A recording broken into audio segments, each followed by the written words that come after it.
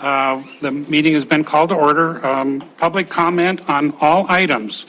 This is the time to comment on any matter, agenda or non-agenda, falling within the scope of the city council. If you'd like to come forward, give us your name and address. You have 3 minutes.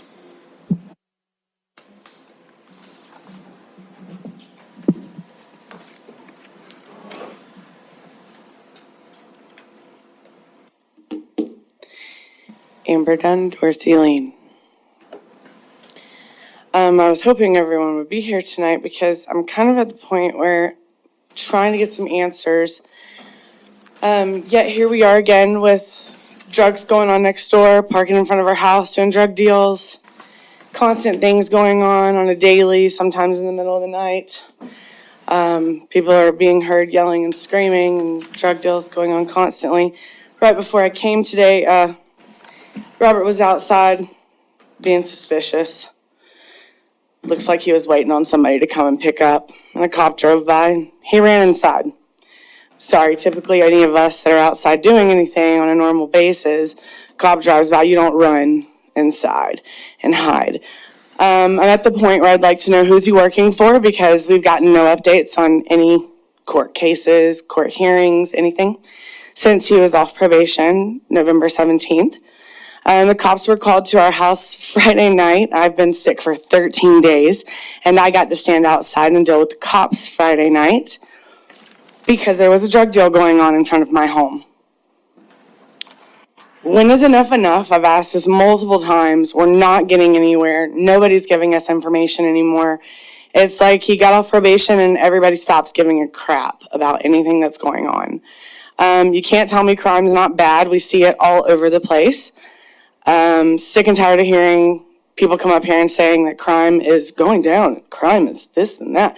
Bullcrap. I call bullcrap on all of it. We're going to start this year off with a bang. I'm tired of dealing with it. She's tired of dealing with it. He's tired of dealing with it. I'm sure the other 200 people in this town that live next to drug houses are tired of dealing with it. Something needs to be done. I'm sick and tired of coming up here asking. It should already be being taken care of. Your police...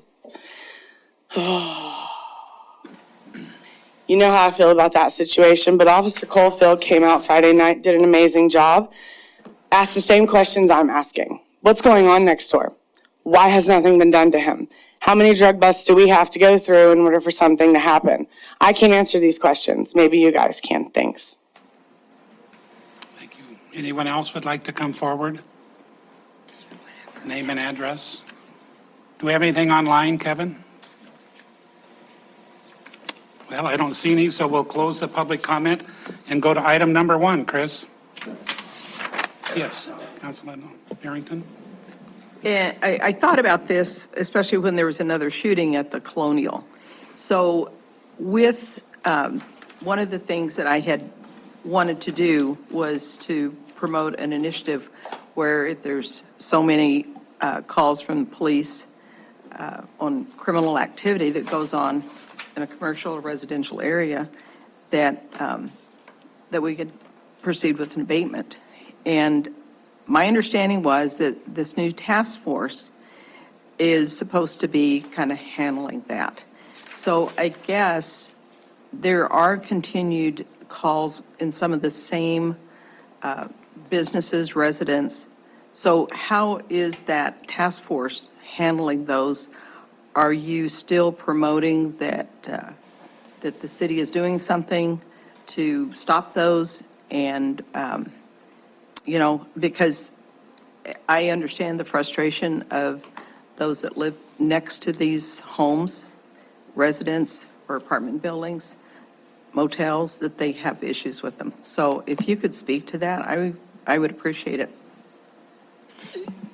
Councilmember Parrington, Mayor and Council. So it certainly is one of our key strategies in improving safety in our community, that being a multi-jurisdictional, so meaning not just the city of Billings, so multiple jurisdictions, and multidisciplinary, so not just law enforcement across the boards of entities who can be a part of getting to root cause problems, identifying them and solving them long term. I'll remind us we're just X months into that, Assistant City Administrator Iflin leads that group. Can let him speak to where it's at, but as far as it being an important element of our efforts to improve safety, yes, it is important. What the thresholds are, what question you're asking, I'm not sure what question, other than I heard yes. Is it a part of our strategy? Yes, it is. Do we have folks working on it? Yes. I suspect, yeah, what thresholds people have, I'll let Kevin speak to the work that's been done so far and how we're working forward. Yeah, thanks, Councilmember Purrington. Yes, we've extensively looked at the colonial apartments. We've had the fire marshals out there for some issues. Code enforcement's been out there several times. Riverstone Health has been involved in those conversations along with probation and parole. And so what I can tell you is all those resources that, we have at our disposal to look for things that, specifically the colonial, yes, each agency is addressing those in the areas that they can. But again, there's some process that we have to follow and we have to go through. I don't know if a property hits a certain amount of calls for service, I don't believe that we could just abate that property based on that, but I would defer to legal on that question. But what I can assure you is that we have every resource that we have identified that could deal with some of those issues has been over there, has been dealing with those in the capacity that they can. Follow up. And I appreciate that. And I know that other states have done this. I think even in Montana, there have been some communities that have done that. I don't know if Great Falls was one of them, that, because I kind of backed off of doing that, hoping that this task force would help. So I think, and it's my understanding from legal, that they used to prosecute those. And so if we need to do that, and I assume they went to district court. I don't think they went to municipal court. So I know they would love to have more work, but it's the point that we want to make our citizens not only feel safe, but be safe. So I mean, if we need to pursue it on some level, then I'm happy to do that. So the piece I would add to that just is, and Kevin knows this explicitly, that yes, at the ultimate goal is to improve safety. In doing that with the committee, if they see things that are administrative barriers to them being successful, they've been asked, and they know my support, our support, Kevin, I support for making adjustments and improvements to that. Similarly, if and when they come into barriers that are policy oriented that need to be changed at this table, that they're to bring those to us so we can bring them to you and say, here are the policy changes that we need you to consider making so that we can be more effective in cleaning up these properties.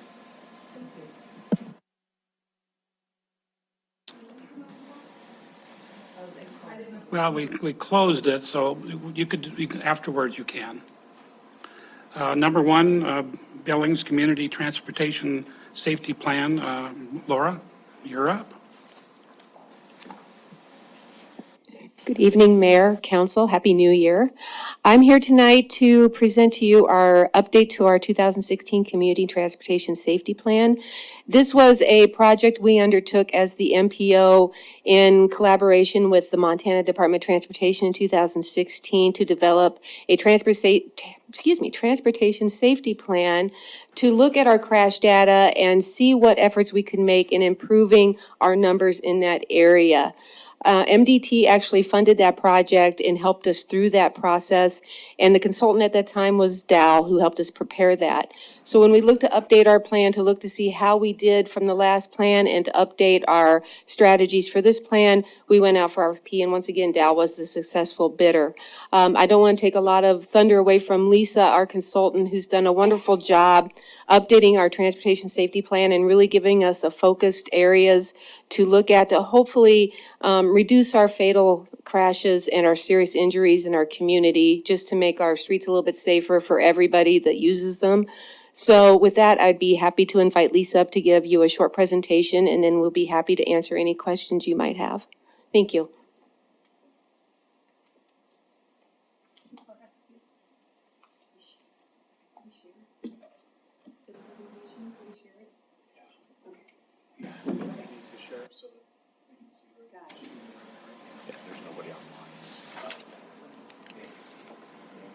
Attendees online, yeah, I was thinking participants, but. You got it? Go team.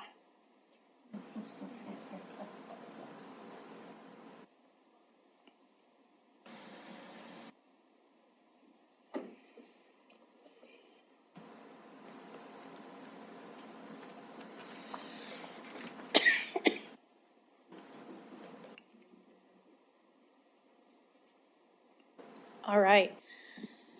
So Community Transportation Plan, CTSP for short, like Laura said, this is an update of the original 2016 document. Ultimately, this is a very data-driven approach. You know, I'll go in, the next slide kind of shows the building blocks, one thing after another, to make a really intentional, really methodical approach to addressing community transportation safety issues. It is important to note that the purpose of the CTSP is to look at behavioral issues. So how the drivers are behaving. It is not necessarily meant to look at specific intersections or street, you know, like alignments or things like that. There's a lot of other programs and a lot of other people and funding in the city that are doing those things. So this is really thinking about behavior and how we can address the safety issues from that perspective as well. Go ahead. So like I said, the CTSP update was based on a very methodical approach. It started with the CTSP Advisory Committee. Council member Chiriki sat on that, so thank you very much for that, Councilman. And then with that group, we reviewed crash data, and based on that crash data, we identified vision and goal for this group. And then based on the vision and goal, we looked at emphasis areas that correlated with the crash data. And then we brought in a lot of community stakeholders that had different programs, different resources that were available. We did some public engagement that included a safety summit, public meeting. And ultimately, with all of that data collection, then we, you know, kind of assessed it, discussed it, you know, thought about it from multiple different angles and tried to outline the implementation plan. And that's where we are now. So, similar to many other activities that I'm sure you all hear about, the 4 E's of transportation safety drove this project as well. So that includes education, enforcement, EMS, and engineering. So we had people representing all of those different focus areas contributing to this effort. So hopefully we have a very collective and collaborative solution. PDF isn't as easy as a PowerPoint, is it? Okay, and to that point, I wanted to illustrate how diverse our advisory committee is. And a lot of people were really deeply involved in this. The chamber, city council, the hospitals, fire department, police department, public schools, the city public works, MDT, Highway Patrol, Healthy by Design. I said the hospitals already. So the planning board, and then of course the sheriff's office. So we had a really multifaceted perspective looking at all of the crash data and then the ultimate solutions. And then of course, the project was led by these guys over here, the city county MPO. And then, like Laura said, Dow was a consultant.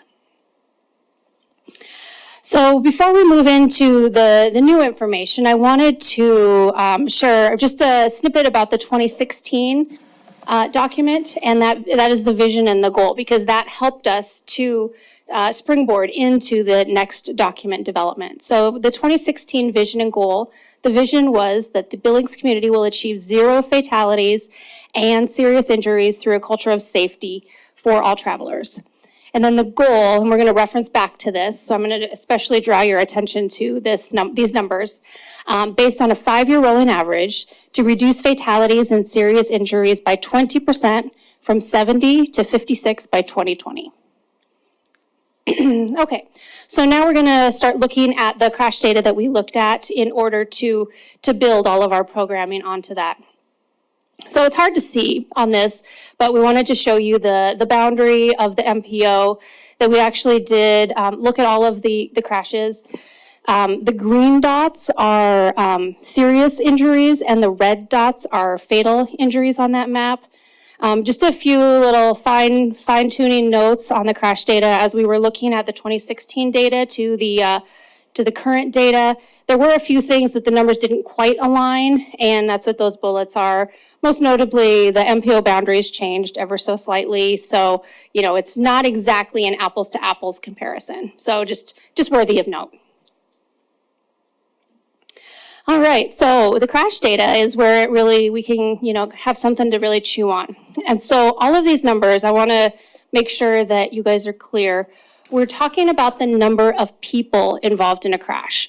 So say there's one crash at an intersection that involves two cars. There's 4 people in one car and 2 people in another. That's 6 persons involved in that crash, in that single crash. So all of these numbers are the number of people involved in the crash. So this is all of the crashes over all of those years. The blue box are the 10 years of data that we were looking at for this CTSP. As we were just getting going, the 2020 data became available, so we did add that on just for curiosity purposes, but in keeping in line with that 10 years of data and all of that, we did focus specifically on that 2010 to 2019 data. So, like I said, all crashes within the MPO boundary shown here. And then here we are going to kind of drill down to the fatal and suspected serious injury crash data. So the blue are fatal crashes, and then the tan are suspected serious injuries. And you can see again that blue box are the numbers that we're paying particular attention to. And then here, this is actually that 5-year rolling average. Remember, I drew your attention to that goal. Our goal was to have a 20% decrease in serious and fatal crashes by 2020. We weren't quite sure whether by 2020 meant by the moment it hits, the clock strikes midnight and it is 2020, or if it's the end of 2020 or whatever. So we actually looked at it both ways. If you look at it by the end of 2019 and the clock strikes midnight, it would be that 15% reduction. If you include that next year, we actually hit an 18% reduction. And again, the goal was 20% reduction. So we're making progress. We're getting closer. And so, yeah, but there's still work to be done, I think, is what the data is showing us. So all of the crash data, as it is processed by the police or the highway patrol or whatever, they note these crash factors. So whether it involved a young driver or whether it involved alcohol or things like that. So, so one particular crash could have multiple areas. It could be a pedestrian and a young driver or things like that. So just so you understand the numbers that we're looking at. But what we're looking at here is all of that crash data that we were looking at formerly, now broken down by the factors, by the correlating factors. And you can see the yellow is from 2010 to 2014, and then the blue is 2015 to 2019. So a lot of the numbers are going down, are declining. Young drivers, unbelted, impaired, run off road, inattentive are declining. The second list of bullets, intersection speed related, motorcycle, pedestrian, large truck, older driver, and bicyclists are either plateauing or on the rise. So looking at all of this data, then the advisory committee's task was to try to drill down and focus the community effort towards things that we think that we can actually make change on. And so you can see the little tan stars are the focus areas that the advisory committee selected to pay particular attention to. So you can see that includes lack of restraint use, impaired driver, inattentive driving, and speed related. And young driver involved as well. So looking at all of that crash data, now was time to make a vision and goal for this document. So after a lot of discussion, the advisory committee really did put a lot of time and attention into these two sentences. They opted to keep the vision the same. The Billings community will achieve 0 fatalities and 0 serious injuries through a culture of safety for all travelers. And there was a lot of discussion about whether there ought to be a population metric that factors into that, like a per capita or something like that. And ultimately, the group decided to follow the guidance of the Federal Highway Department and MDT in the spirit of no fatal crashes, no serious injuries are okay, and we need to consistently drive towards 0. And then the goal that we selected was generally kind of keeping that same downward trajectory based on a 5-year rolling average, reduce fatalities and serious injuries by, again, 20% from 57 to 46 by the end of 2024. So we just added that slight little detail there. So the public engagement for this project included the Safety Summit, which was really well attended. It was really a good event. It had a lot of people, I think between 60 and 70 different representatives of safety-minded organizations and institutions that came together, had collaborative conversations to talk about ideas, resources available, things like that. We also had a public meeting. Over the entire course of the effort, we hosted a website with an interactive map where the public could provide comment. And then as a result of all of those, we did corresponding outreach. So quite a bit of media coverage, things like that for this project. So where the rubber hits the road, what did we ultimately define as the focus areas for all of this work spent on all of the crash data? So this is actually the biggest update from the former document, is to actually have kind of a group, a transportation safety oversight committee, whose goal is to maintain focus on all of the subsequent activities, and that they would be an umbrella covering all of the transportation safety topics that I will talk about next. The next focus area is the unrestrained vehicle occupants. And I will take a moment. Each of these strategies, they are accompanied in the document by a list of resources and partners and actual action items. So each of these has a whole depth of information, but in the spirit of time, we're just going to kind of skate over the top and talk about the high level information. But I do encourage you to actually look at all of the detail on each of these strategies. So within the unrestrained vehicle occupants, the first strategy is to support and enhance enforcement of seatbelt and child safety seat laws. The second is to increase youth and adult education to reinforce the importance of wearing a seatbelt during every motor vehicle trip. And third is to strengthen and support vehicle occupant protection laws to increase compliance. The next focus area is impaired driving. And again, 3 strategies. The first is to expand awareness and access to safe transportation alternatives to decrease impaired driving. The second is to reduce impaired driving through prevention, education, and training. And third is to establish communication lines with safety partners to identify opportunities and increase probability for early intervention. And for inattentive driving and speeding, they actually wound up being merged because a lot of the strategies are very similar. And so the first strategy is to increase law enforcement and staff to proactively enforce speed limits and current distracted driving laws. The second is to reduce speeding and distracted driving crashes through enhanced education. And third, to encourage the development of a statewide law banning the use of electronic devices while driving.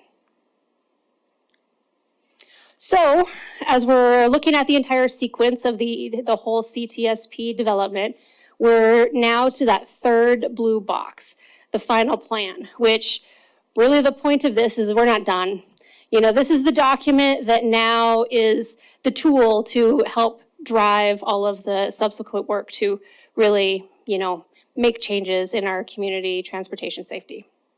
So, with that,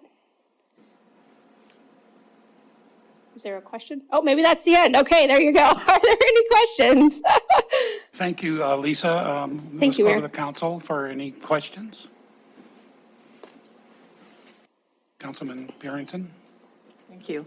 Thanks, Lisa. And thanks for all the work. I mean, Councilmember Brooks and I were just saying how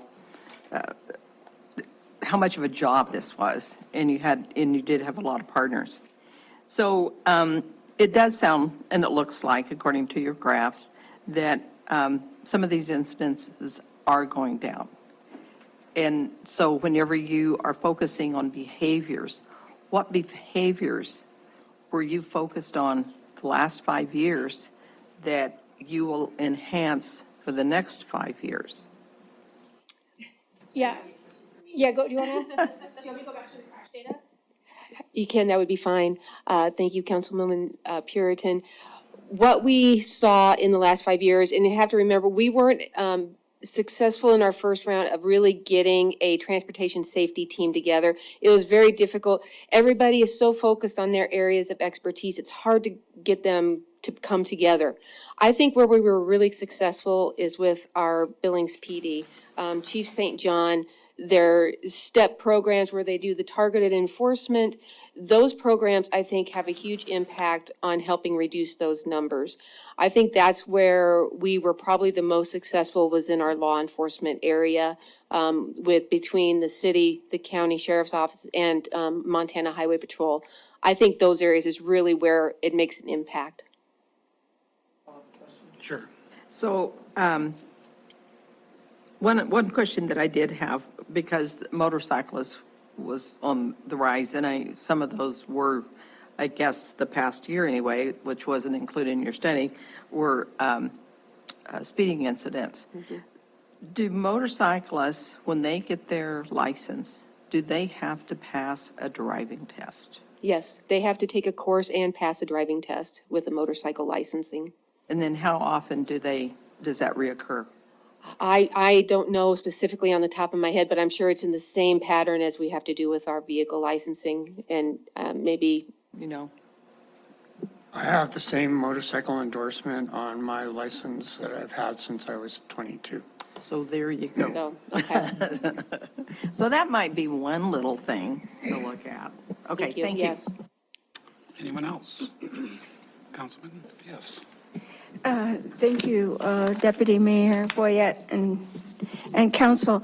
I had a question about, we were talking about young drivers and the different speeding behaviors, and I wanted to ask specifically, you have education, how do, I have the privilege, or sometimes some mornings not the privilege, of driving close to West High in the morning as school is ready to get ready. Youth drivers, young drivers, sometimes speeding, very often speeding. So how do you target those younger drivers? Is it through the student driver education programs, or how does that work? Because a lot of times with youth, if they did it 50 times and nothing bad happens, they don't believe the 51st time will actually be any different. So how do you target that? Thank you. Thank you, Mayor, Councilperson Joy.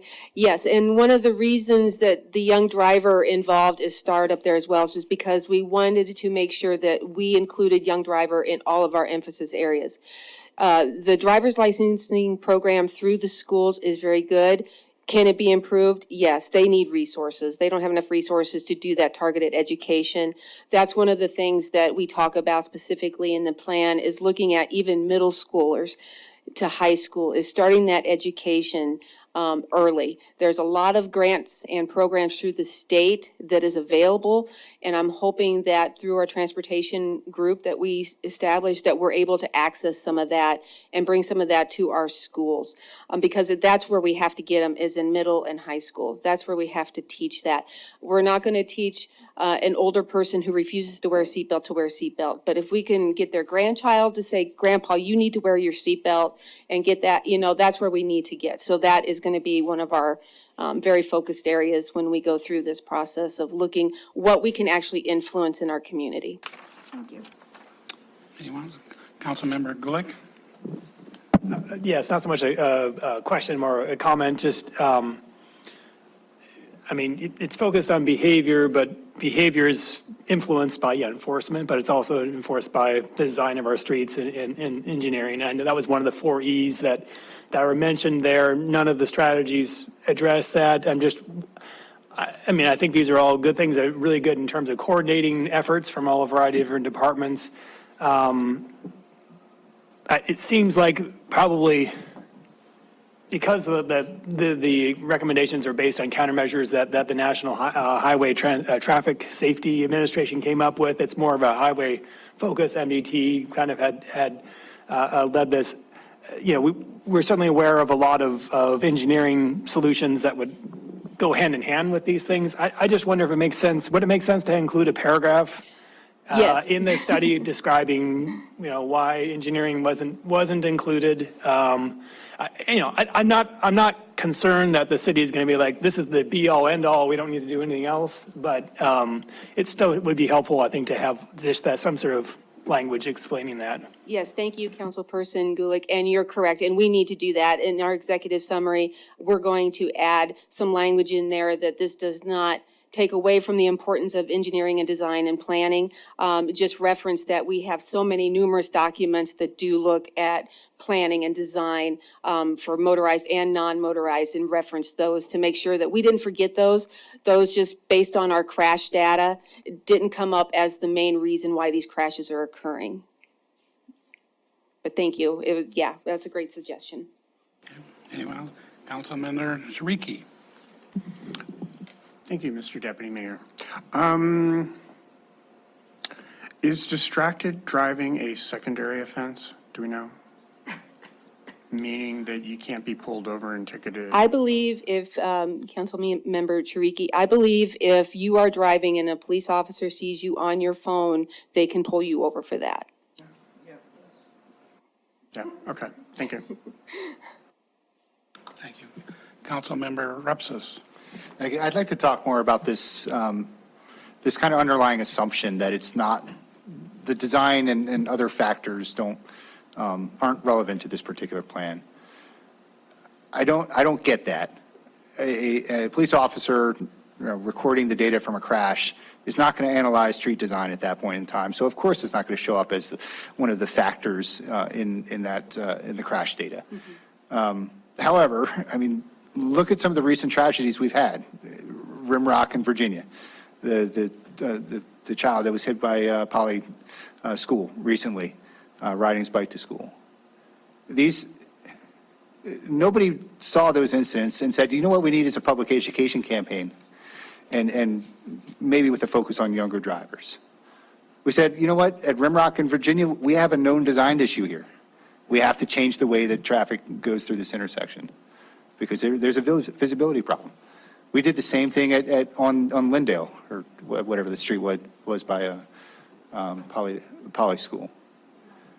Lyman, yes, thank you.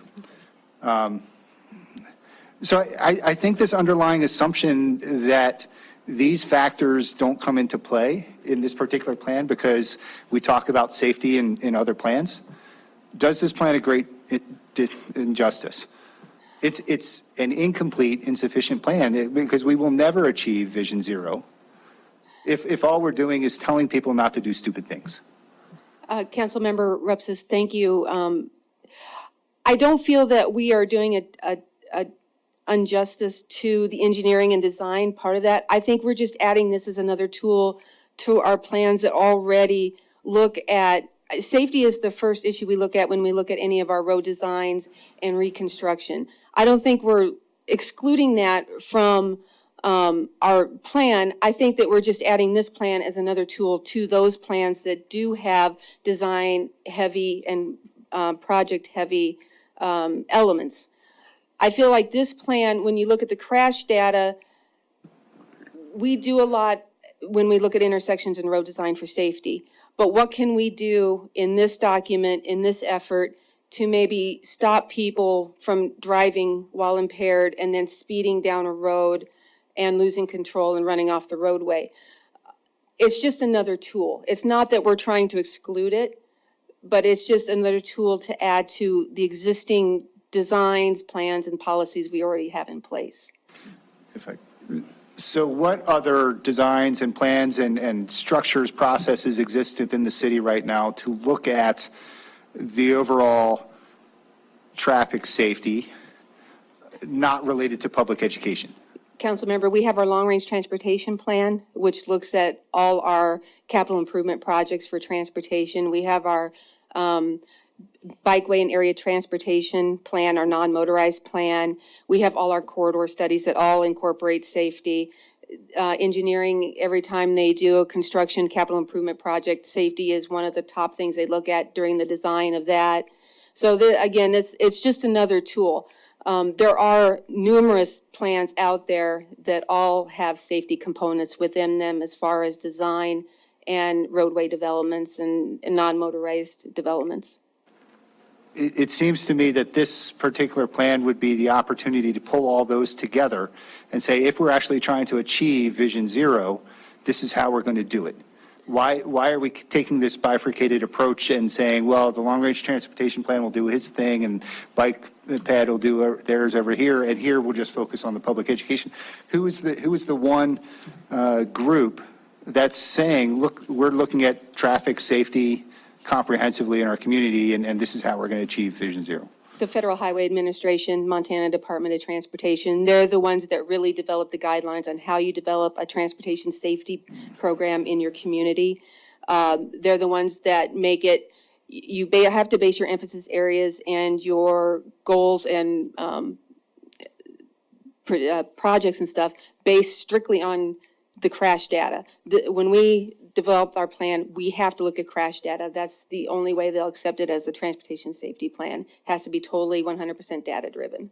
So it's not that we're forgetting all those other plans. It's just this is really focused on what we can see as the crash data emphasis areas in our community that are an issue, and what we can do on that side of it through education, behavior, emergency services, and engineering and enforcement. It's just engineering in this case we feel is very well covered through all our other plans, documents, and policies. Thank you. Any other questions? Councilman Barrington? So Laura, whenever you start saying the federal government and even the state government, then my mind goes to, you have to have this data in order to apply for certain federal dollars or state dollars. So does it basically get down to it's about the money of where this goes? Because, and I agree with Tom, is that, you know, we have Plan A, B, C, D. When do they all come together? How do they come together?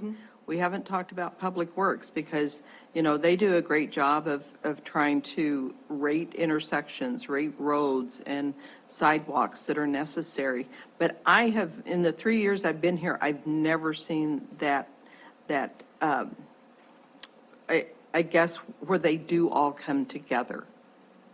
The one particular crash at Rimrock in Virginia, that was kind of low on the it just wasn't there, you know, but then there was a high profile crash and all of a sudden it moved up. And so are there other intersections that would have benefited from, I don't know, maybe some sort of remediation on that? So I'm just saying, where does it all come together? Councilmember Puritan, thank you. Yes, they do all come together. Our long-range transportation plan is a 20-year plan.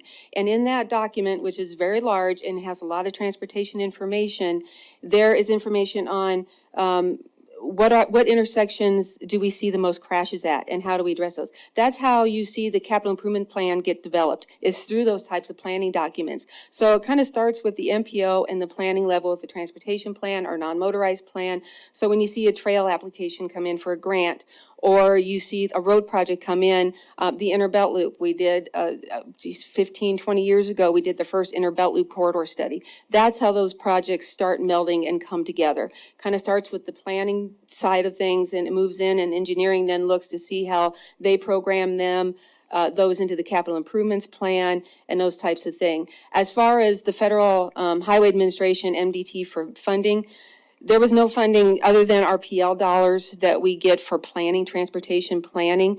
But it doesn't mean that we have to have this plan to apply for grants, but it would help us if we decide as the Transportation Oversight Committee to apply for funding for educational programs through the school or something. It would help us because we would have that information available. I hope that answers your question. Okay. Well, we'll try a new person comment.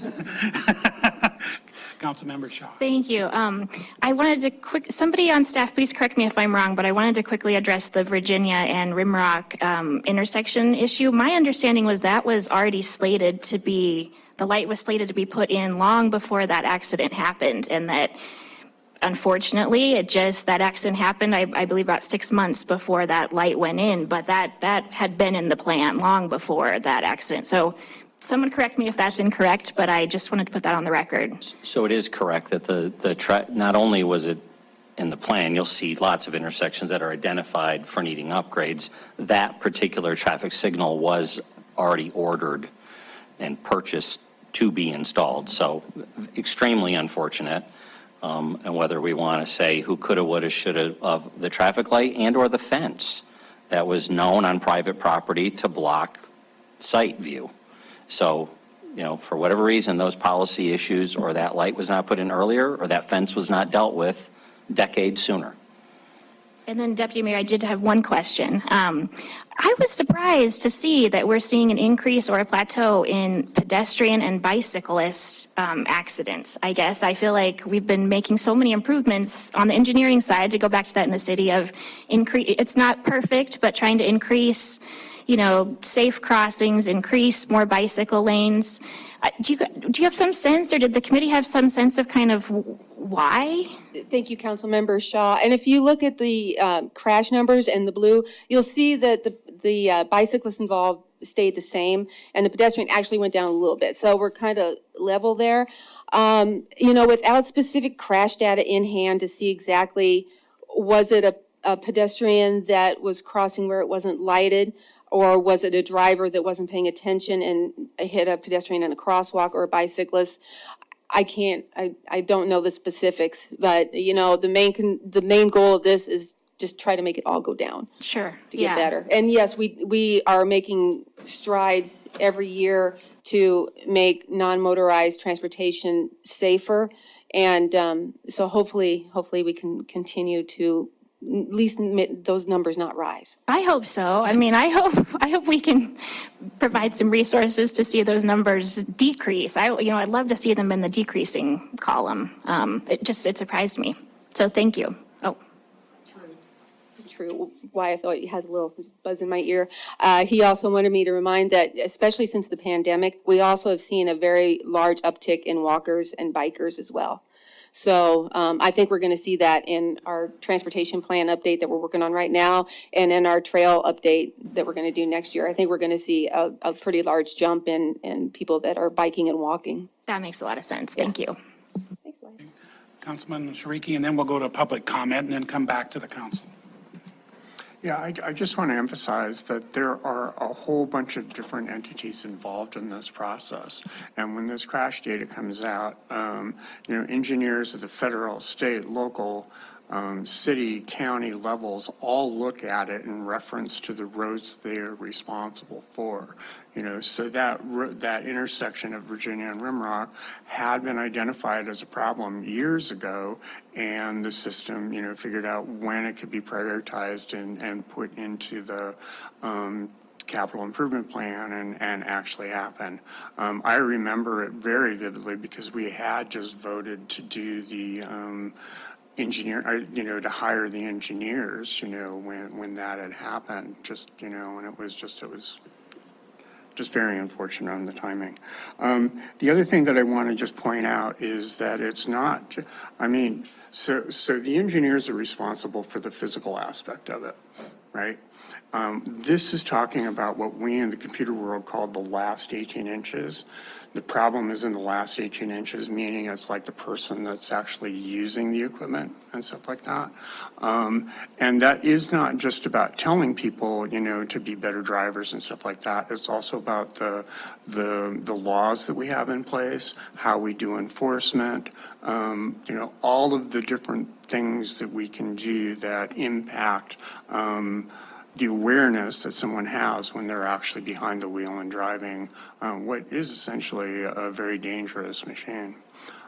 So yeah, those were the 2 points that I really wanted to bring up. Oh, and related to that, there is an organization, there are a number of different people from the RIMROP task force and another task force, I can't remember what it is off the top of my head, plus people in Bozeman who are trying to get introduced into this legislature something to make it legal for us to put cameras at traffic lights. So we may actually see some action on that. I wouldn't bet on it. A moment, let's go to public comment. Anyone that would like to, in the audience that would like to comment on the Billings Community Transportation Safety Plan, please come forward, give your name and address, and you have 3 minutes. Jacqueline Garcia, Dorothy Lane. I will say, this is really interesting to see. Motorcyclists, I have one for a son, and BPD and the Sheriff's Department do a great job of monitoring them and pulling them over when they see something that, like my son's license plate didn't stick out enough.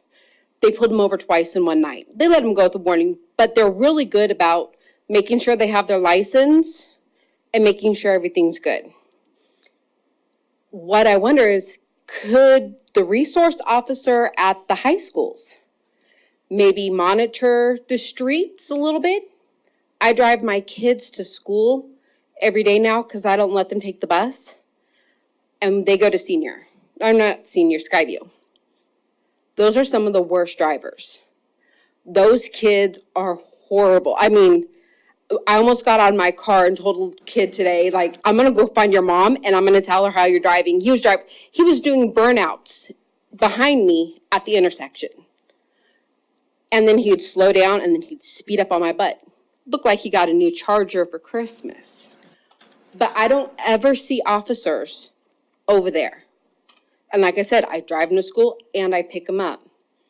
I don't ever see them over there. So maybe someone can get out there and monitor that area a little bit, because those young drivers, like she said, 50 times, they get away with doing this stuff. As they get older, they crash, they're speeding, they're acting like dumbass kids, like all kids do. But if it's stopped earlier, then maybe it'll prevent some of the stuff later on. Thank you. Next. Thank you, Council. Wesley Dunn, 832 Dorothy Lane, Heights, Montana, citizen of Billings, Montana. Ms. Shaw, I'm going to answer your question.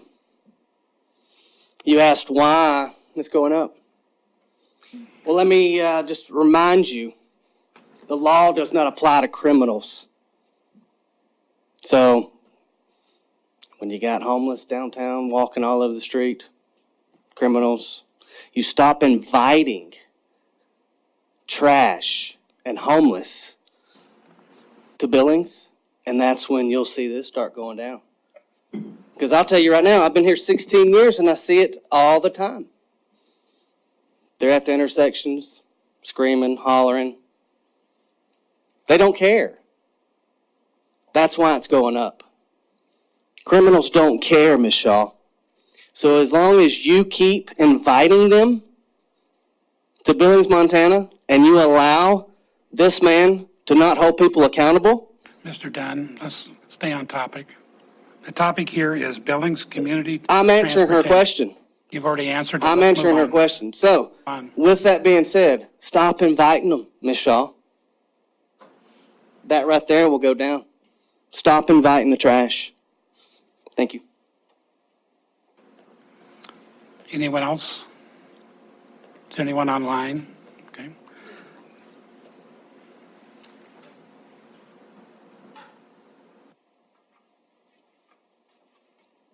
Amber Dunn, Dorothy Lane. Driver's education here. My daughter just went through it this summer. You want to educate the kids better, to be better drivers, do more in-class actual teaching. The only thing they do in class is give out work assignments to go home and do with your parents. I just went through it. I took driver's ed. I did it. Hours and hours of book work. Yes, they get hours driving with their teachers. Great. They did a great job with that, but they need actual more instruction rather than parents teaching them because, well, I heard you say it, if somebody doesn't want to put on their seatbelt, you're not going to make them put on their seatbelt. Well, you have parents that don't make their kids put on their seatbelt because they don't put on their seatbelts either. So if you have actual more instruction to educate the young drivers, I think that would be beneficial for your city. Thank you. Anyone else? Okay. Then we'll conclude the public comment and go back to the council for any further questions. Councilman Gulick.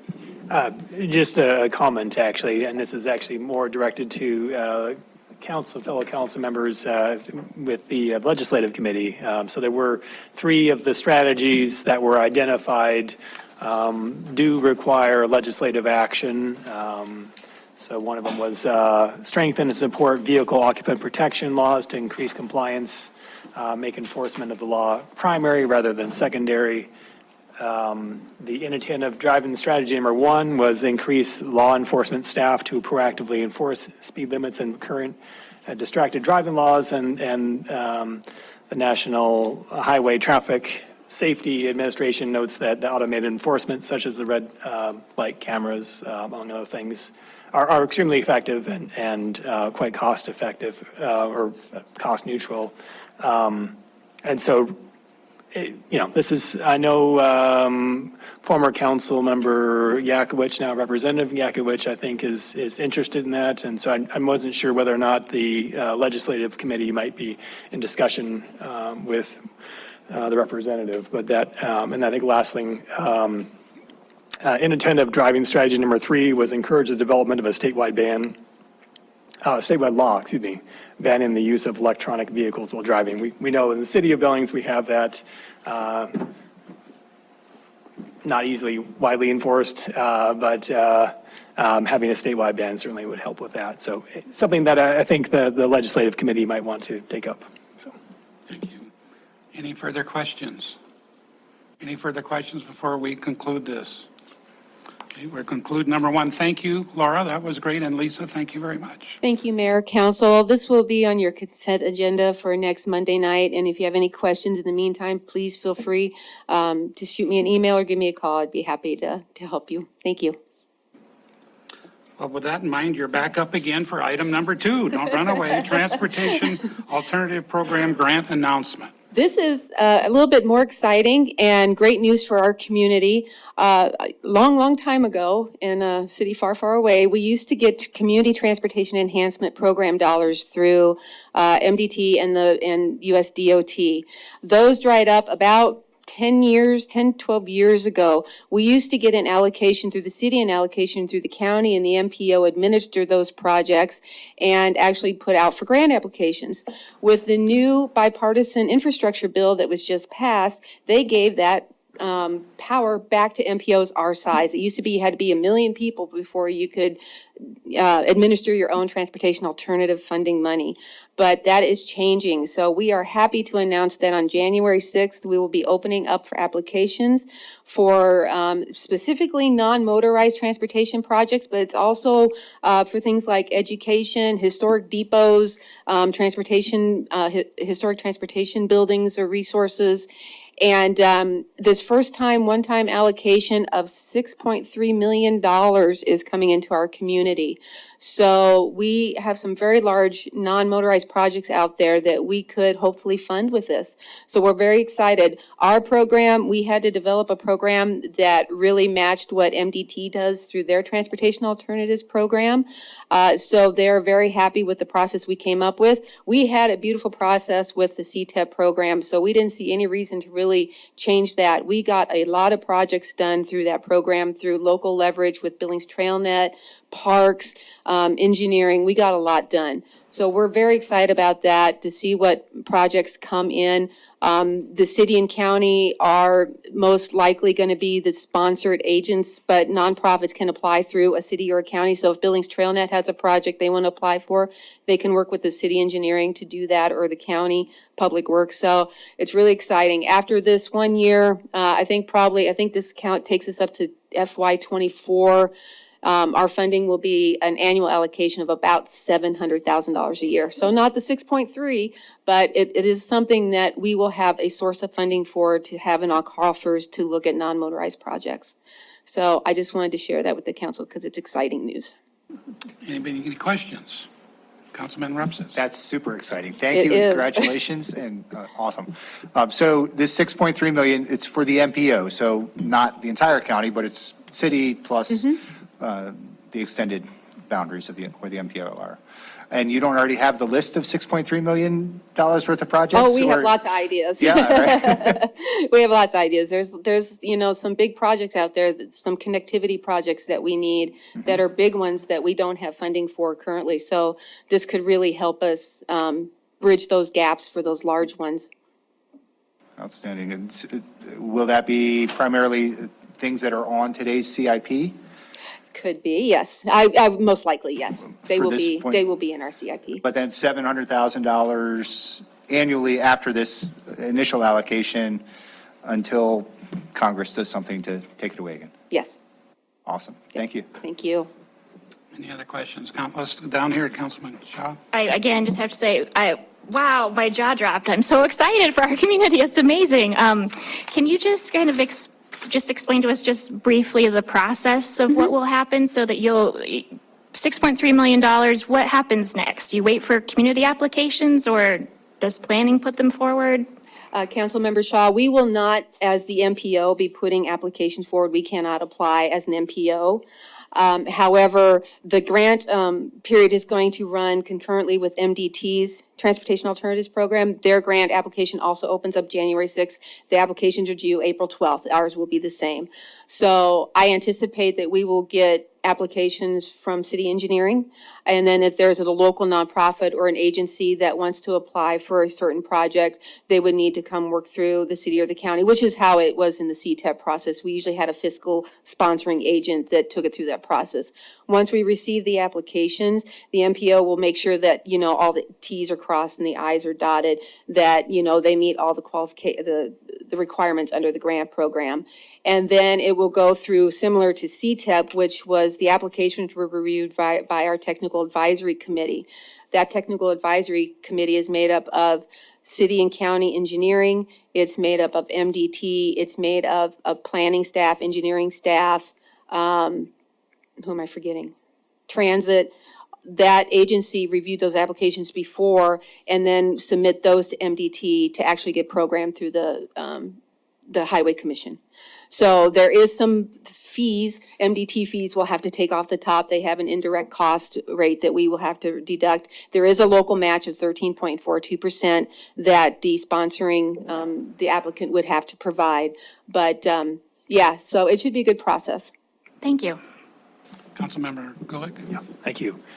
Yes, this is really exciting news. This is return to the good old days. Some of you were on council when I was chair of the Bicycle and Pedestrian Advisory Committee, and every year we'd come back for our annual report and just note that the funding from the federal level had dried up, and so we needed to have some sort of local source of money if we were to continue building out the trail system, and so it's nice not to have to do that.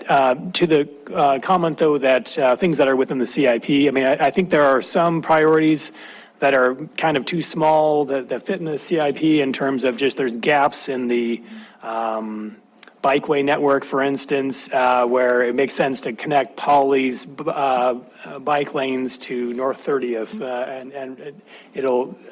So I'd hope that those might be eligible as well. They're not very big projects, but they can make a big difference in our system, I think. Yes, Councilmember Gulick, we will all applicants, the only requirement in the process is it has to be identified in a local plan. So we have our Safe Routes to School plan, we have our Bikeways and Trail Master Plan, we have all our corridor studies, we have all those plans that address projects. And those projects have been vetted and approved by council, county commissioners, planning board, and ultimately the PCC. So in the old days, engineering used to put in every year annually for the ADA program. So I see something similar to occur with the Safe Routes to School plan, where they may apply yearly for funding for Safe Routes to School projects. Any more questions from the council? Okay, well, how about public comment? Anyone in the audience like to comment on the Transportation Alternative Program grant announcement? Anyone online, Kevin? Okay. Any further council questions? Thank you, Laura. You've done good today. That's 2 in a row. Number 3, Billings Bypass Corridor Study with Scott Walker.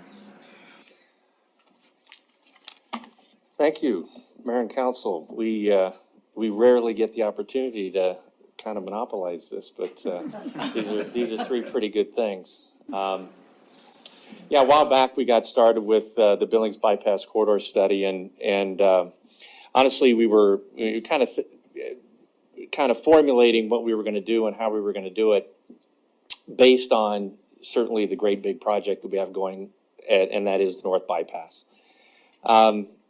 Staff thought about lots of ideas and thought, what can we do to get ahead of sort of the road building kind of thing? What can we do to give us maybe a little bit of a blueprint from a planning standpoint, where we want to go from an aspect of the transportation network and touch a little bit on the land use and some other things. And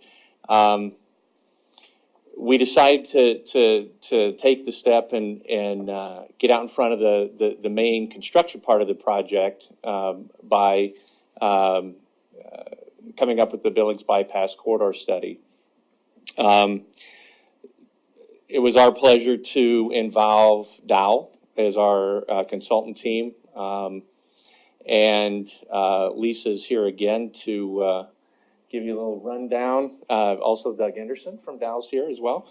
Give you a little rundown of the study and what was involved, and then certainly we'll entertain questions about what the study is and how we want to try to make it a real reality. So with that, I'll turn it over to Lisa.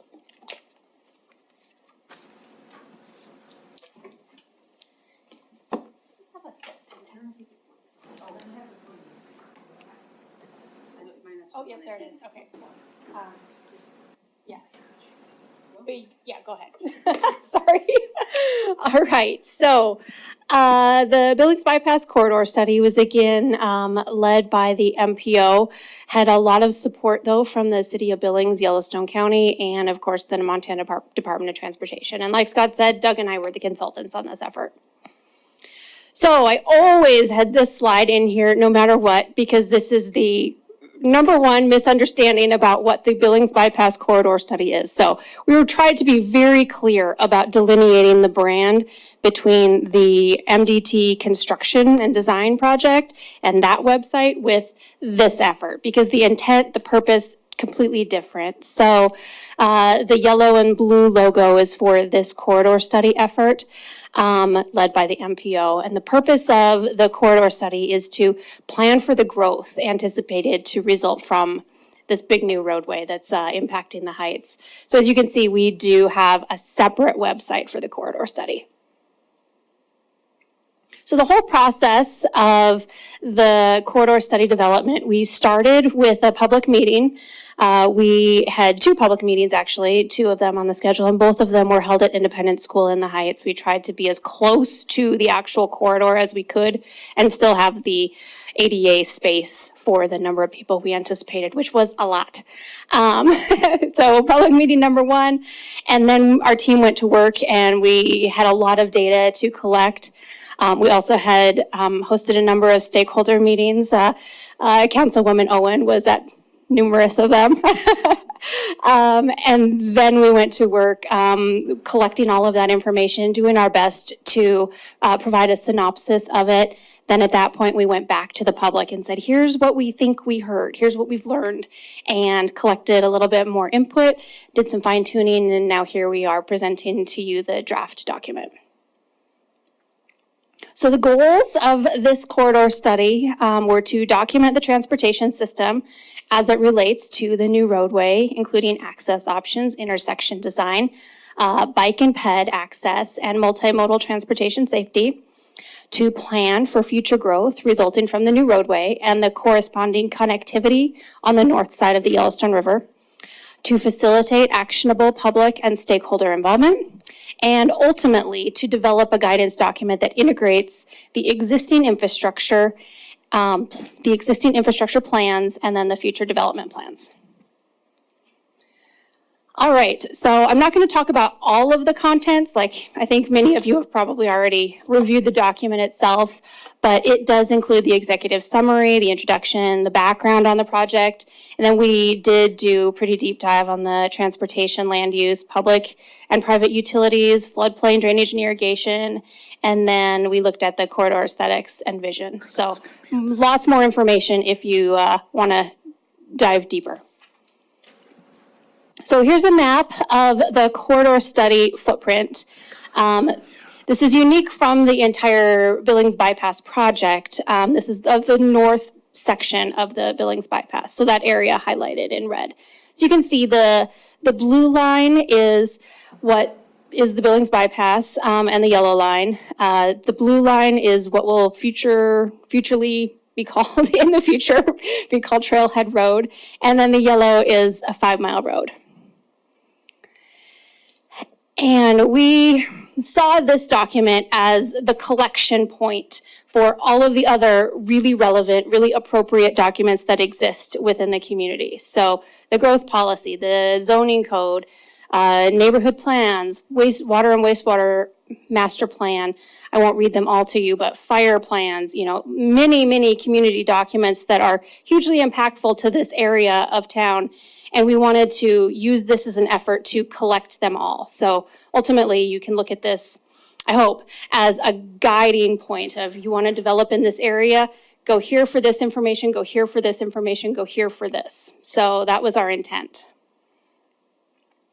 And then, like I mentioned before, we had a couple public meetings for our public involvement. We also had a website and then a number of really fun stakeholder meetings where we met with members of the Heights, community-wide groups like the Chamber. We also met with YRPA, Yellowstone River Parks Association, who are the owners of Dover Park, right there on the corridor. Heights Task Force, Control Board, Traffic Control Board, lots of different groups. Also, we did meet with the Lockwood Steering Committee too, so really intentional focus on the Heights, but also community-wide, and then also focus on Lockwood to have as many perspectives as well. Okay, so the road itself. So this graphic shows what the road speeds will be. So you can see the actual Billings bypass will all be 45 miles per hour, and then some of the other roads are marked there in yellow and red as well. So definitely helps to get a vision for what this new roadway is going to be. And certainly a misconception on the street, speaking for the Billings bypass, many people still see it as this super highway, and it most definitely is not. You think of it as 45, that's kind of like the western end of Grand Avenue or something like that. So trying to use this as an opportunity for people to get a true picture of what it will look like. Intersection and traffic control, there will be a stop-controlled intersection at the intersection of Old Highway 312, Main Street, and US 87. A stop sign, did I say signal? On that former one, you can see the graphic. Signal controlled at that first one. Stop sign at Hawthorne, and then another signal at Bitterroot. And then there is already a roundabout constructed at that intersection of 5 Mile Road, Mary Street, future Trailhead Road. All right, so this, as I was talking about connecting all of the community planning documents, this is actually a graphic from the Billings Area Bikeway and Trails Master Plan. So trying to match up this other community guidance document with this project. So this is what the whole area looks like as is illustrated in the Billings Area Bikeway and Trails Master Plan. And then you can move on to the next. So what the Billings bypass is currently delivering that aligns with the master plan is there is a new bike lane on 5 Mile Road. So that's a check. And then there is this, there's a 10-foot mixed use path on the bridge.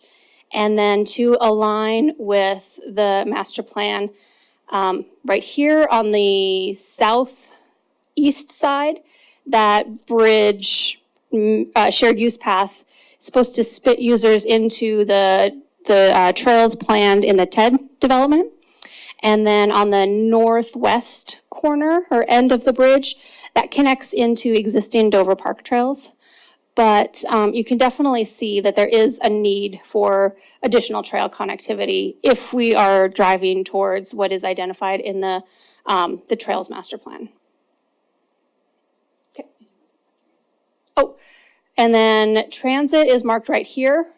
And that is staying consistent. That's the existing bus route, and as a result of the recent TDP, that's staying the same.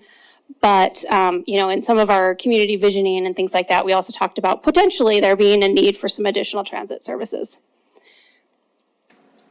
So as we were looking at a lot of the infrastructure, the existing services out there, I put this zoning map in because it allows a really good visual to talk to all of those things. Because frankly, the existing zoning is really representative of what exists out there.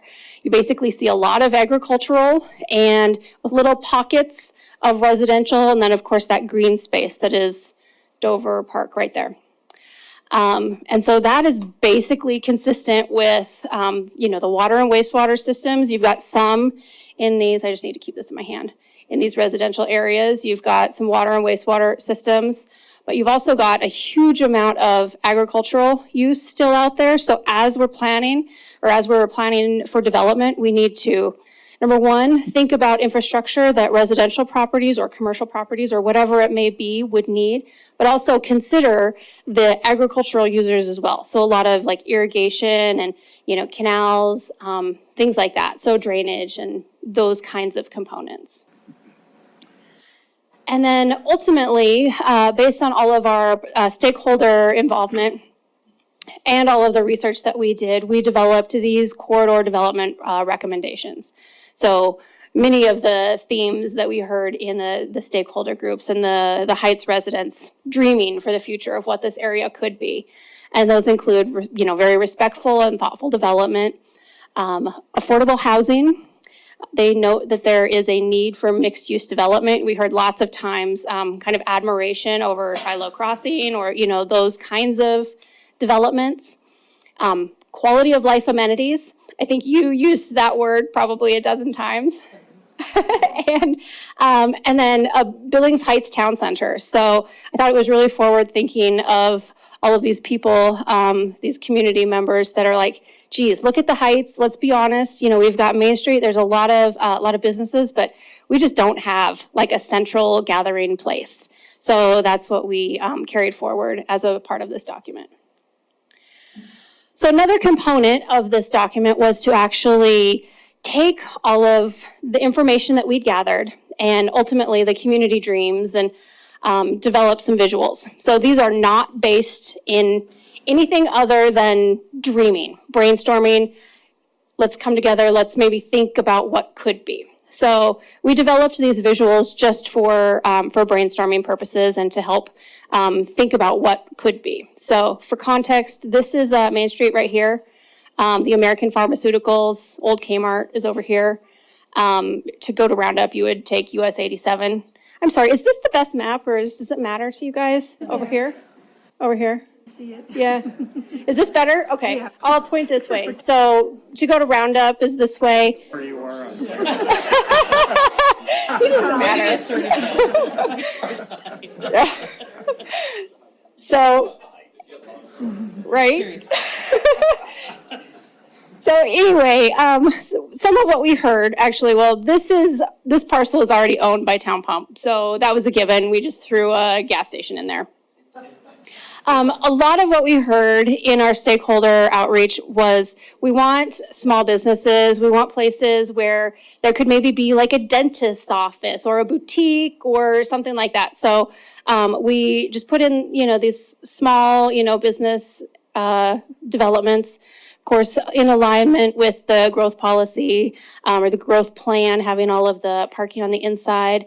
Quality of life amenities, I can't tell you how many times we heard, we want a local brewery out here. So that's a brewery. If you look really close, there's a little silo right there. So there you go.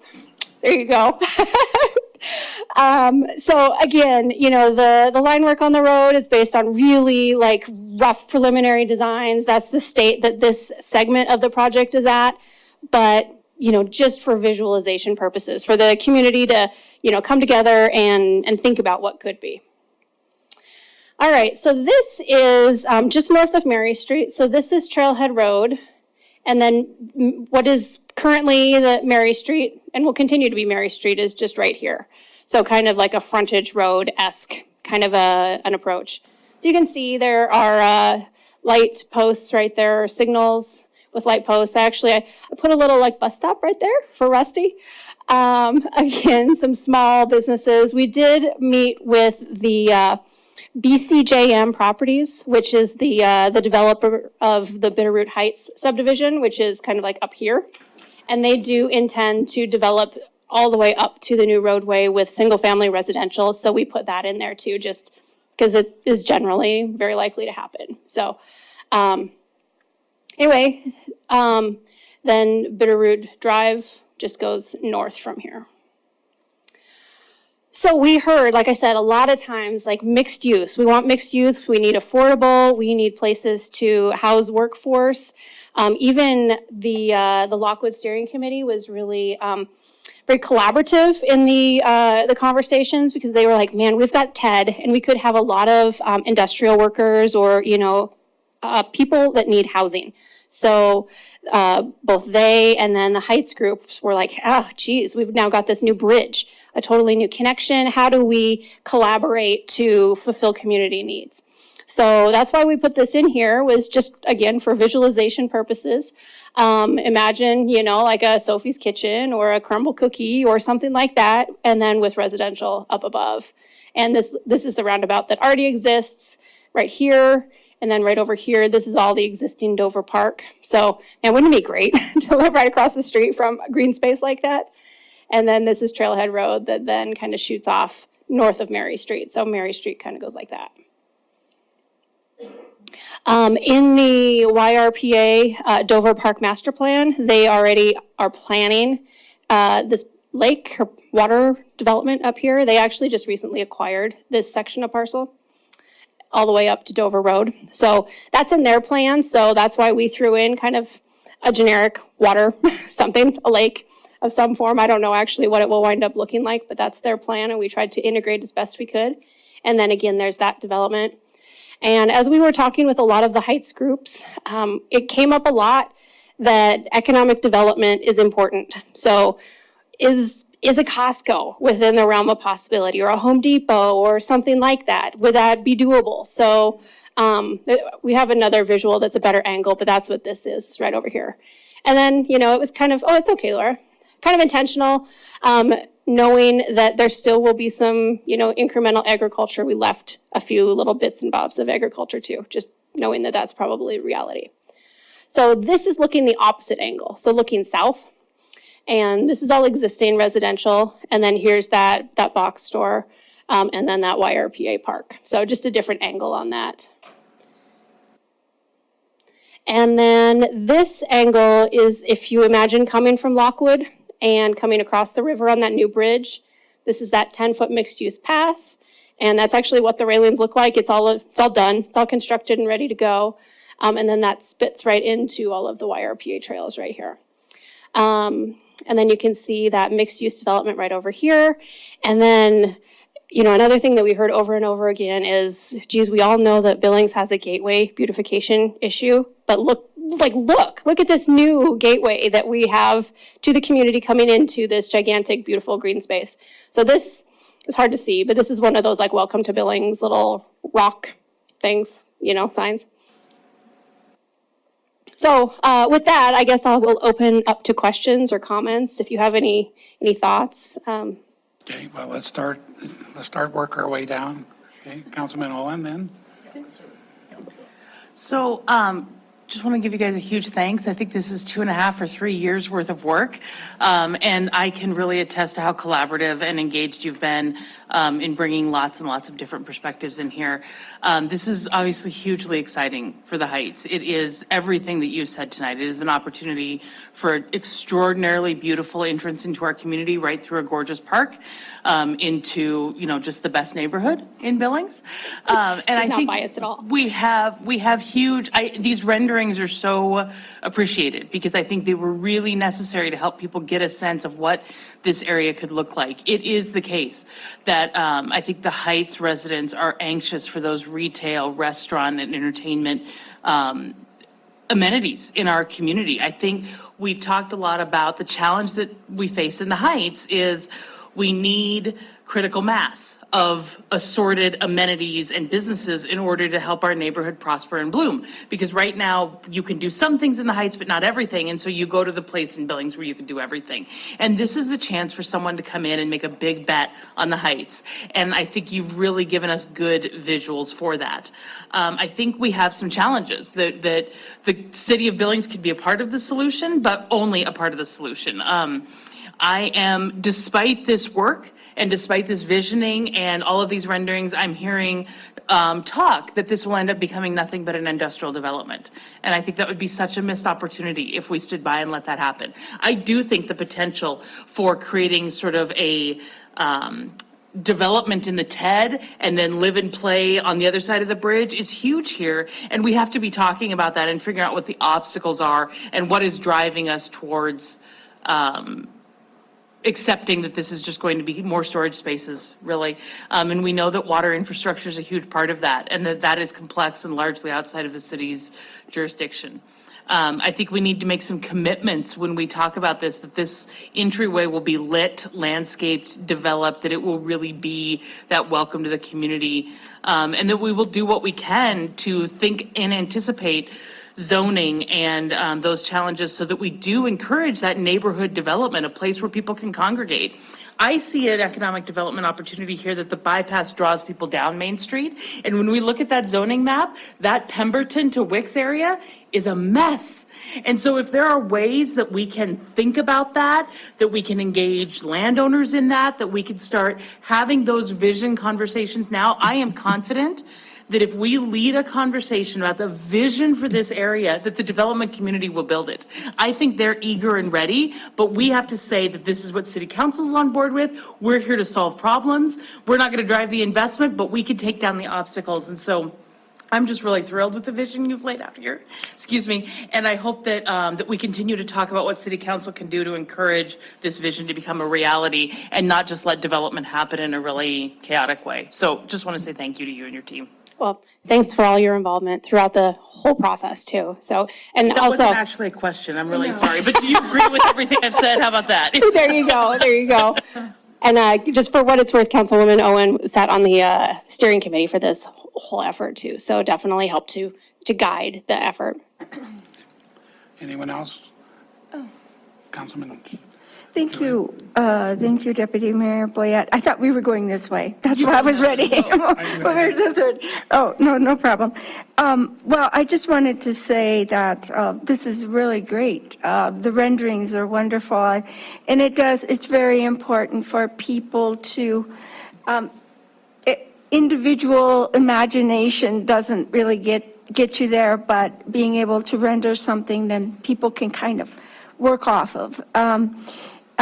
So I just wanted to ask you, and I know Councilmember Owen was involved with this through the Heights Task Force. I've been on council for some years now, and it always hasn't, I can think of times when we have had conversations about development in the Heights, and it didn't always really go well.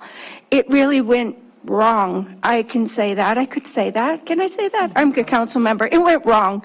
It really went wrong. And so I would like to hear in terms of the public meetings that you had and your work with stakeholder groups, how deep do you think there is of a commitment from the communities in the Heights to have workforce housing, to have mixed-use development? Do you see that as something that the community is really on board with? It hasn't always been the conversation I've heard. Thank you. It's a great question. And what we heard from the public was very across the board, particularly at public meetings. There always, when there's anything that is changing, there is that initial fear response, or that like, oh man, my house is over there, or it's, going to change. So you inevitably have some of that, but overarching, I do think that there is support for it.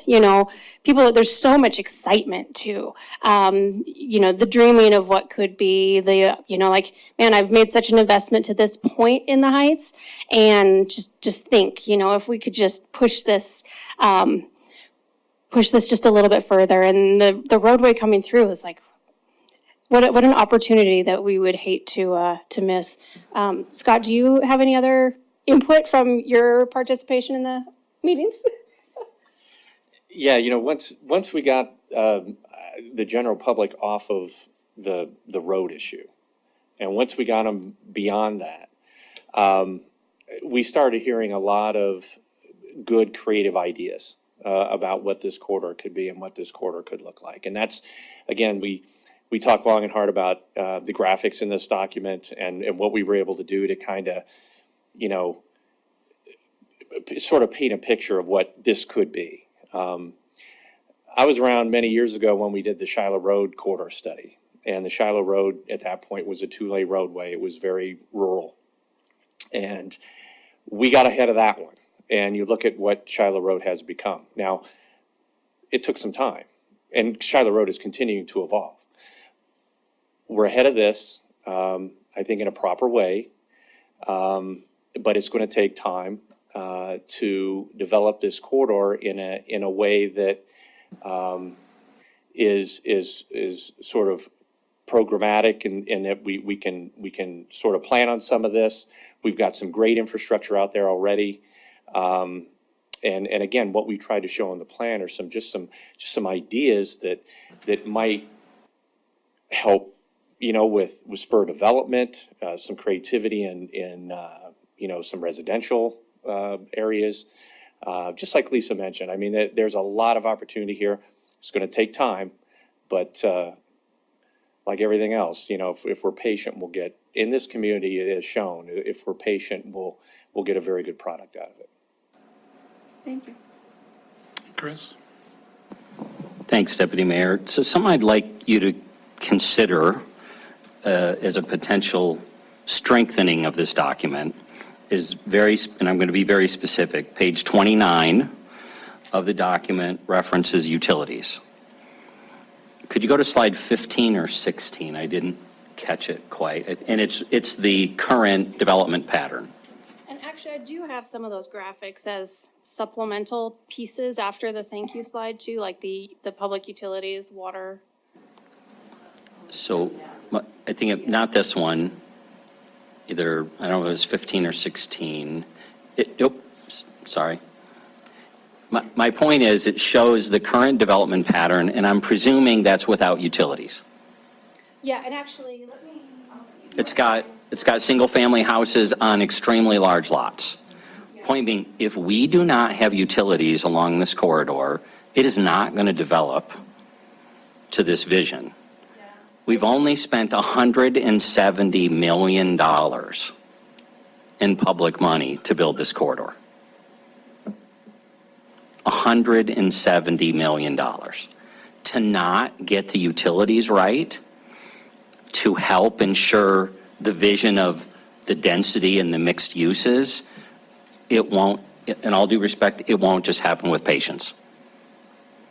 The pattern out here is not all raw fields. We have to change the pattern, in all due respect, and to change that pattern is going to require utilities. And my advice, stay away from the potential. It's not about Heights Water District or the city. It doesn't matter. It needs to be on municipal water and sewer. Whatever we have to figure out between the two of us, whether it's Heights Water and city sewer or city water and city sewer, is not my point. But I think page 29, paragraph 1 of the plan should explicitly state that all future development should be served with municipal water and sewer utilities. It's aspirational, doesn't say it has to, but I think somewhere in here, on these utility discussions, we should be crystal clear that future development, not forcing current development, but future development should be on municipal utilities.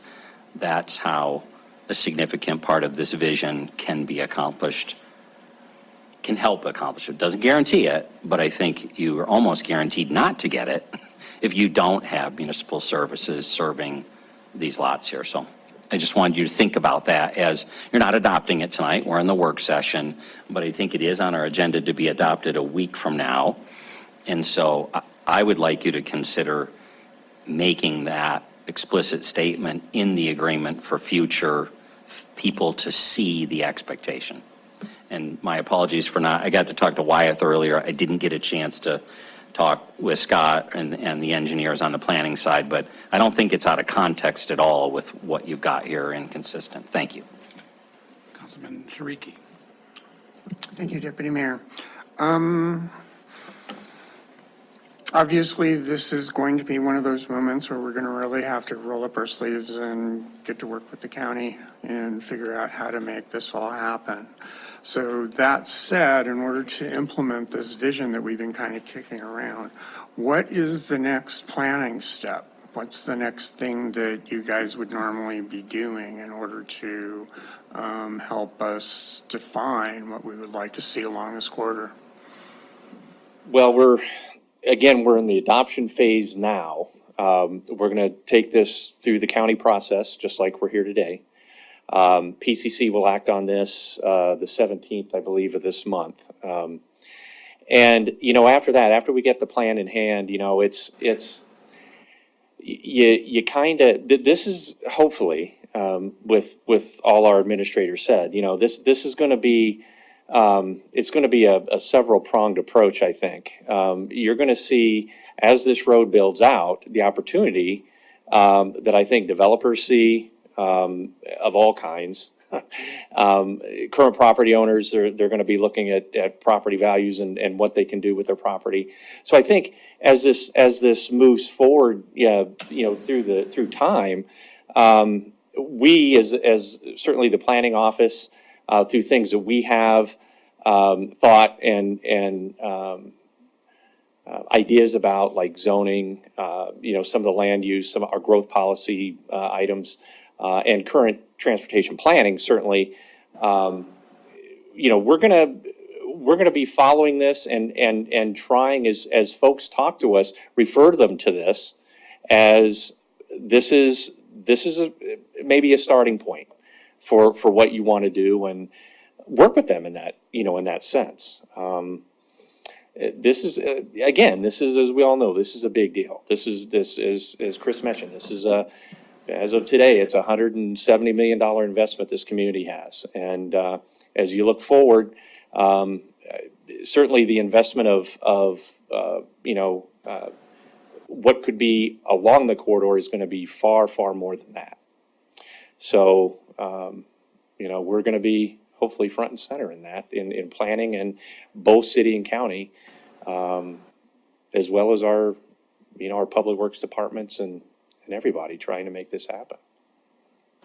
Yes, go ahead. Okay, so I guess part of what I'm wondering is there something that council can do to be more proactive in helping you guys to do that? And, you can say you want to think about it if you want to. That's absolutely fine. That's a loaded question. But I'm seeing a lot of jurisdictional lines cutting through there. I mean, the MPO doesn't even include all of that, so we probably need to. Well, that's sort of the beauty of this, and I think having the MPO front and center, a lot of the jurisdictional lines are sort of blurred with the MPO. It is city related, but then yes, we do have you've seen the boundary. I guess with that being said, we again to echo what we just mentioned, the ability to work together as municipalities, I think, is going to play a huge factor in this. It's very, census data and things like that drive our MPO boundary. We're like you say, we're very close to that boundary in some of the kind of the northeast sections of this right now. As a development like this goes in, you can bet our MPO at our next census in 2030, you can bet our boundary is probably going to, depending on what happens here from a population standpoint, our boundary is certainly going to grow in that direction. So there's a lot of play here for sure. Go ahead. If the deputy mayor would give me an opportunity after you, I've got a few things to add. Yeah, just wanted to add a couple things to what Scott's saying based on this. I mean, having this plan get adopted and get put out so we can, look at implementation. Two things I think that, and this actually calls out with this discussion in here of the water and sewer situation, it does talk about some, there's some opportunity, I guess, with the city in terms of some master planning or further planning in an area where the Heights Water District doesn't have the detailed planning done, and this plan kind of identified that in terms of when it was trying to analyze what's out there and what's being looked at. So I think that's an area that looking at, and this is to what Chris already said, the utility planning side of it that we need to look at. And then the other thing I was just going to add to was on the annexation map side and looking at this area, this helps very much and sort of reaffirms like the city looking at its annexation limits and annexation map and saying, okay, we're going to make sure we're clearly defining that this area is for annexation and making sure we've captured all that. So those are just a couple things that in the short term we would be looking at. Obviously, Public Works has to be involved in the utility piece, but this did call out some issues with that I think we need to look at. So, thank you, Chris. Well, let's finish with Chris and then we'll move along. The piece I would add is bottom line is it's going to come down to land use development decisions. In 2019, it must have been, because it was just before the pandemic, a decision was made to greatly assist the other side of the river's capability of expanding the TED and development in the TED. The county very much wanted that to happen, and this body or this prior body approved that.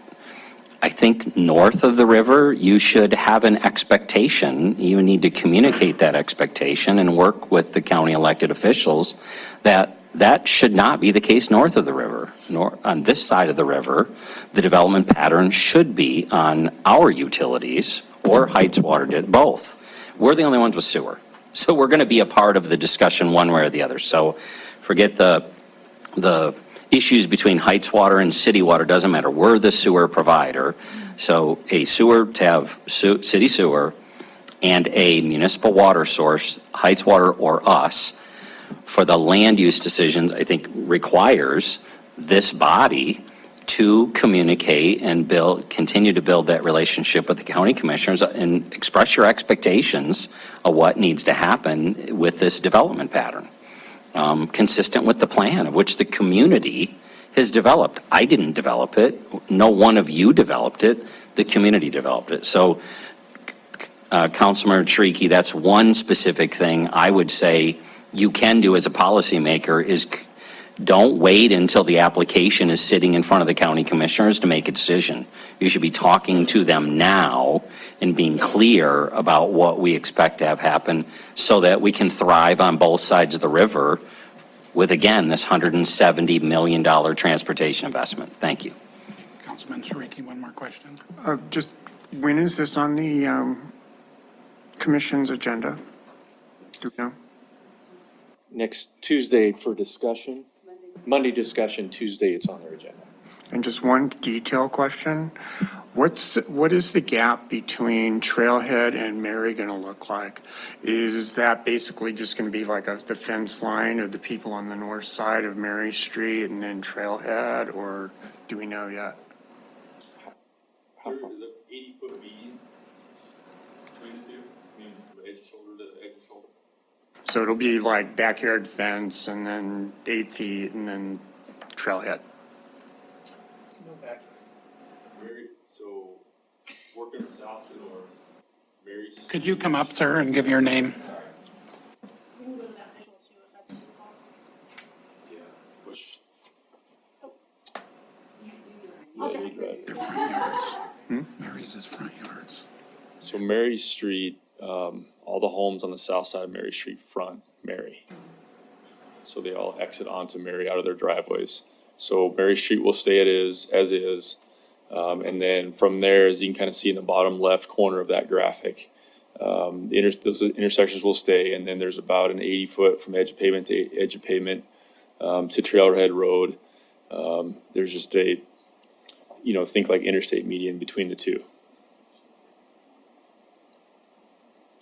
The green space, so it's just going to be a swath of. Yeah. Green space, yep. Yeah.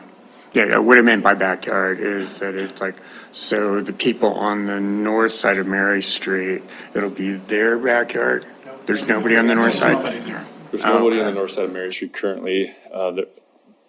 West of, east of Bitterroot, there are homes along there that do front existing Mary, but their houses are set far enough back that Trailhead Road will be in front of them. Okay, so it'll be a road and then an offset and then, Correct. okay, thank you. Anyone else on? Councilman Gulick. Yeah, thank you. Thanks again to the city for putting together this plan and getting ahead of the process. I'm really pleased that we've done this, and I'm really happy with the efforts for getting a lot of people involved and recognizing that I've long thought that part of the reason the Heights doesn't have the kind of development that people want is because it doesn't have the right kind of habitat. I mean, Main Street is 45 mile an hour or 35 mile an hour. It just doesn't bring about, like having a good walkable district where you have people have a good quality mixed use development requires, it's kind of like the seashore where you have the little creatures in the rocks. They need to have a protected area rather than not in the surf itself, right? So I guess my question going forward is how do we start to implement this vision? Is it just developer driven in terms of zoning and street networks, or also the utility piece of it? I mean, that's they're not going to be able to do higher density development unless there's the utilities there. But say that is provided. Is it developer driven in terms of what the street network is going to look like, as well as they apply for zoning, or do we, can we as a city, I mean, a lot of it's county land, I realize too, but a city, and say we had a cooperation in the county, can we make that zone it a certain way? Yeah, I'll start with that question. From a zoning standpoint, and you were mentioning, I guess, developer driven. Yeah. Right now, I mean, if some were to come out and want to develop, in the piece that's county, that's going to be county, they're going to go through the county process. I think as we all know, the county process is different than what the city's is. I think as the road gets built, and I believe we're 2025 completion, everything's open. 2025. So we've got 2 or 3 years of development yet to go as far as the road goes. But I would guess that some of these intersections that our city right now are going to be developing as we speak. I think it was mentioned that, you know, in one of those intersections, one of the gas stations already owns that corner. I think you're, again, knowing nothing about their plans, but I think if they're prudent, they're looking at going to build something probably fairly fast. I guess as far as the whole process goes, as we've kind of mentioned before and touched on it, there are utility issues that have to be addressed. You know, there are, again, as we move forward here, and I will say, and I want to just kind of say this because we didn't kind of preface this, but this plan was put together with transportation planning dollars. This has to be transportation heavy driven in that we can't get too far afield into the rest of the stuff we're talking about. Would there be, individual studies of land here and there that would happen, you know, paid for by development or whatever? I would say probably, yeah. And again, we're going to just a little bit of grinding through the process of utilities and to see how that plays out. But this is the framework that folks, when we get calls, when we get interest along this corridor from a transportation and slightly a land use zoning type of question, we can refer them to this document, and hopefully that will get them thinking in a proper direction. Yeah.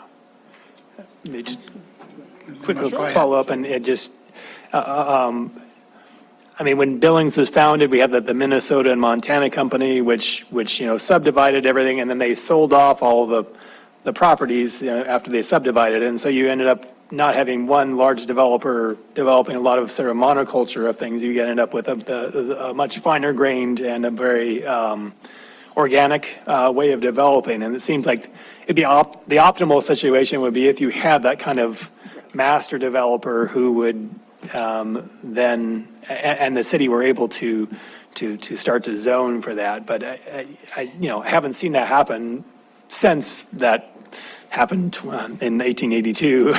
So I just don't know if that's We don't have, done anymore. Councilmember, we don't have we don't have specific policies that can really direct what developers can and can't do. But with our new zoning code, we do have the Planned Neighborhood Development Code, which is, those areas that are fairly adjacent to city limits. So when, even if it's a county development comes in, they still have to go through the Planned Neighborhood Development Zone. So that gives us an opportunity to guide how they develop those parcels. So at least those ones that are closer to where the city limits, like Bitterroot, and those areas, we might have more opportunity for that. We also, when they come in and for subdivision, I would anticipate that a lot of property owners out there, if they're knowing about this plan, they're going to want to wait because they're probably going to want to annex in so they can get more money for their land out there. So hopefully, when they come in through the process, with this, even the subdivision, we have a functional classification map that dictates what type of roads and connectivity when we want in these areas. So there will be some guidance in there for developers when they come in.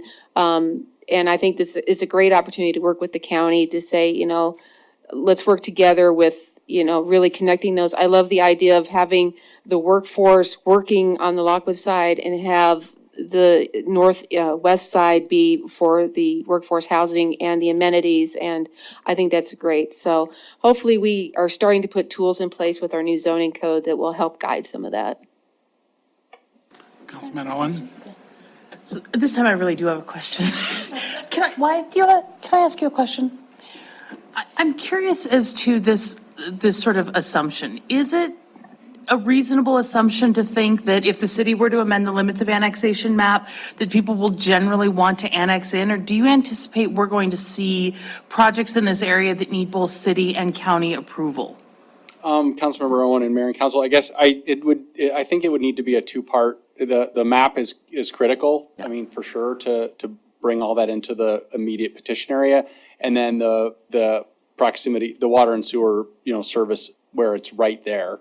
Those are together are really critical to seeing development happening in the city on city services versus, county development that may be, far enough out or away from that or not in the annexation area. But I won't, we have people, we've had projects that have developed in the red area even after city efforts to connect them to utilities have refused and developed in the county. So I don't want anybody to think that that's, that can happen just as much now as it could before.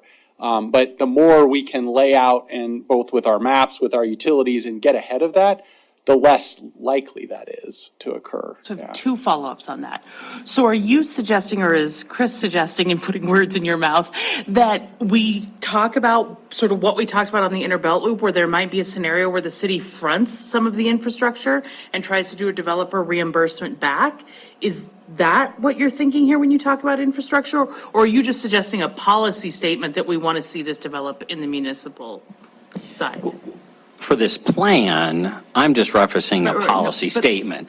From a practical standpoint, the only way you're assured that they connect to the utility is if the utility is within the DEQ rule of being close enough to the utility that they have to prove that there's a financial hardship or something that, I'm not using the right terms, but you get it. So either the policy body who's in control, that's the county, if it's out in the county, has to be willing to say, no, you must develop, you need to do this, or the utilities need to be there. And then the question, there's not a choice. The expectation is you'll need to connect. Okay, so there's that scenario where we sort of have that Inner Belt Loop thought about maybe a developer reimbursement, but what if that doesn't happen? Let's say that we sort of continue with the way things are and we're looking at the potential here in this area of probably big projects that are possibly crossing city and county jurisdictions. Is there an opportunity to pilot here some sort of joint approval process? I know in the Criminal Justice Coordinating Committee, we've talked a little bit about like a unified calendar to try to consolidate cases. Is there a way to use this area and pilot the city county approving projects jointly, actually sitting together and voting jointly? Councilmember Owen and Mayor and Council, I guess I'm not aware, so let me back up a little bit. There's the potential to have the two jurisdictions work together to say, in this area, this is what we want to have happen, city development, municipal service development versus non-served county development. In the past, we had some discussions quite a few years ago, the city and the county did about having transitional subdivision regulations. So we had like the subdivision regulations in the city, we had the area right adjacent where there was this transition, and then we had the very rural.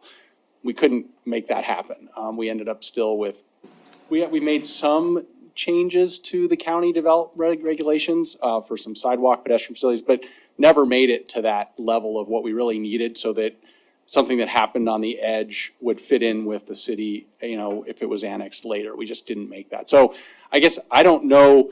I'm totally, I guess, open, and that idea, we've kind of talked about it in that transitional regulation format before.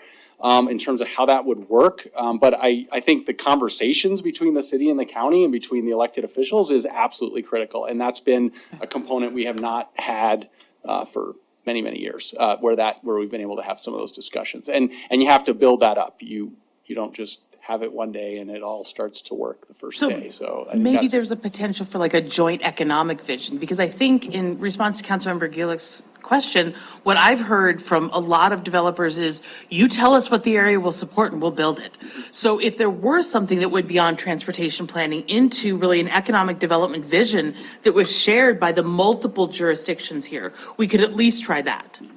Yeah, and I guess the other thing I would add that I think is important, and we've been talking about this internally because it's an ongoing challenge we have, which is the bulk of the funding that we have to do these types of studies is transportation based, and so we have to be more transportation focused. If we can figure out a way to have some of that funding that continues to be transportation focused part of these, and bring in some additional funding that's not tied, there's no strings attached, and we can really get into the land use, we won't be having these challenges where, like we have with the Inner Belt Loop, we did an excellent corridor study up there, but we still really need to do some detailed land use and economic analysis that we couldn't do in that study because it wouldn't be approved funding wise. So we've got to figure out that piece, because then we would be bringing like this, and this study made huge strides, I think, in terms of looking at some of the details of the utilities and some of that we really needed, but being able to then go, okay, yeah, can we take it to that piece of the land use plan, where it really says, yeah, this is the preferred land use in this area, this is the zoning, this is the economic, this is what would be supported economically. So I think trying to figure out how to piece those together and take advantage of both funding options is critical. We just don't have that other funding option easily accessible, so. Let's relax for a minute. Let's go to public comment, and then we're going to come back, okay? Because these questions can go on for hours. So, public comment on Billings bypass corridor study. If someone would like to come forward and give us your opinion of that, go right ahead. Give us your name and address. Anyone online? Okay. I haven't talked much about this, but 50 years ago, I was a brand new deputy driving on 5 Mile Road and Dover Road, and I said, no one will ever come out here. This is in the middle of nowhere, and to think this many years later, we're talking about a development. This is incredible. I personally don't think anything's going to happen unless we have water and sewer out there. I think that's the biggest thing. I think we need to get ahead of the program and work with the county and say, we're willing to do that, because if we build it, they will come. I have no question about that. So going forward, Councilman Purinton. You have to close. Oh, I have to close public comment. Okay, please Thank you. close. So what are you going to the county with? I guess that's my first question. So you're going to go to them on Monday or Tuesday and have this very same presentation? Yes. So what are you asking of the county on Tuesday to vote for? Well, ultimately, we're looking for PCC approval of the document, so we can then make the document official, and we can move forward with it as far as staff is concerned. So I guess my other question is, how do you want council to advocate to the county moving forward? If it all comes up next week, and we've been building this plan for quite some time, how do we advocate to the commissioners? I don't know. Wyeth, and I'll add if there's anything to add. I guess, Councilmember Parrington and Mayor and Council, I don't think there's anything, this needs to move forward. So I think that's the first thing. And to Scott's point, yeah, we've had all the entities involved in all the collaboration, city and county and MDT and federal highways, so moving this and having this adopted by the governing bodies is important, and the county would adopt this the same as you are going to. I think it's after that really is where the next steps come in. And I guess The only piece I would add, and please, team, correct, I'm welcome to being wrong in public and you disagreeing with me. I don't have a problem with that. I think this plan should be amended for the one simple statement that it explicitly states that all future redevelopment should be on municipal utilities. That's the only thing I would change about this plan, and it's not too late to do that. If you were to do that, we make that tweak, hopefully the others would agree to that tweak, and that's what would get adopted in this plan. So to follow up with that, Chris, so if you added that piece in, and I'm not disagreeing with you, but I'm trying to look at it from the county's point of view also. Because whenever you say they need to be on city services, then that automatically means we're going to annex. That's the annexation part.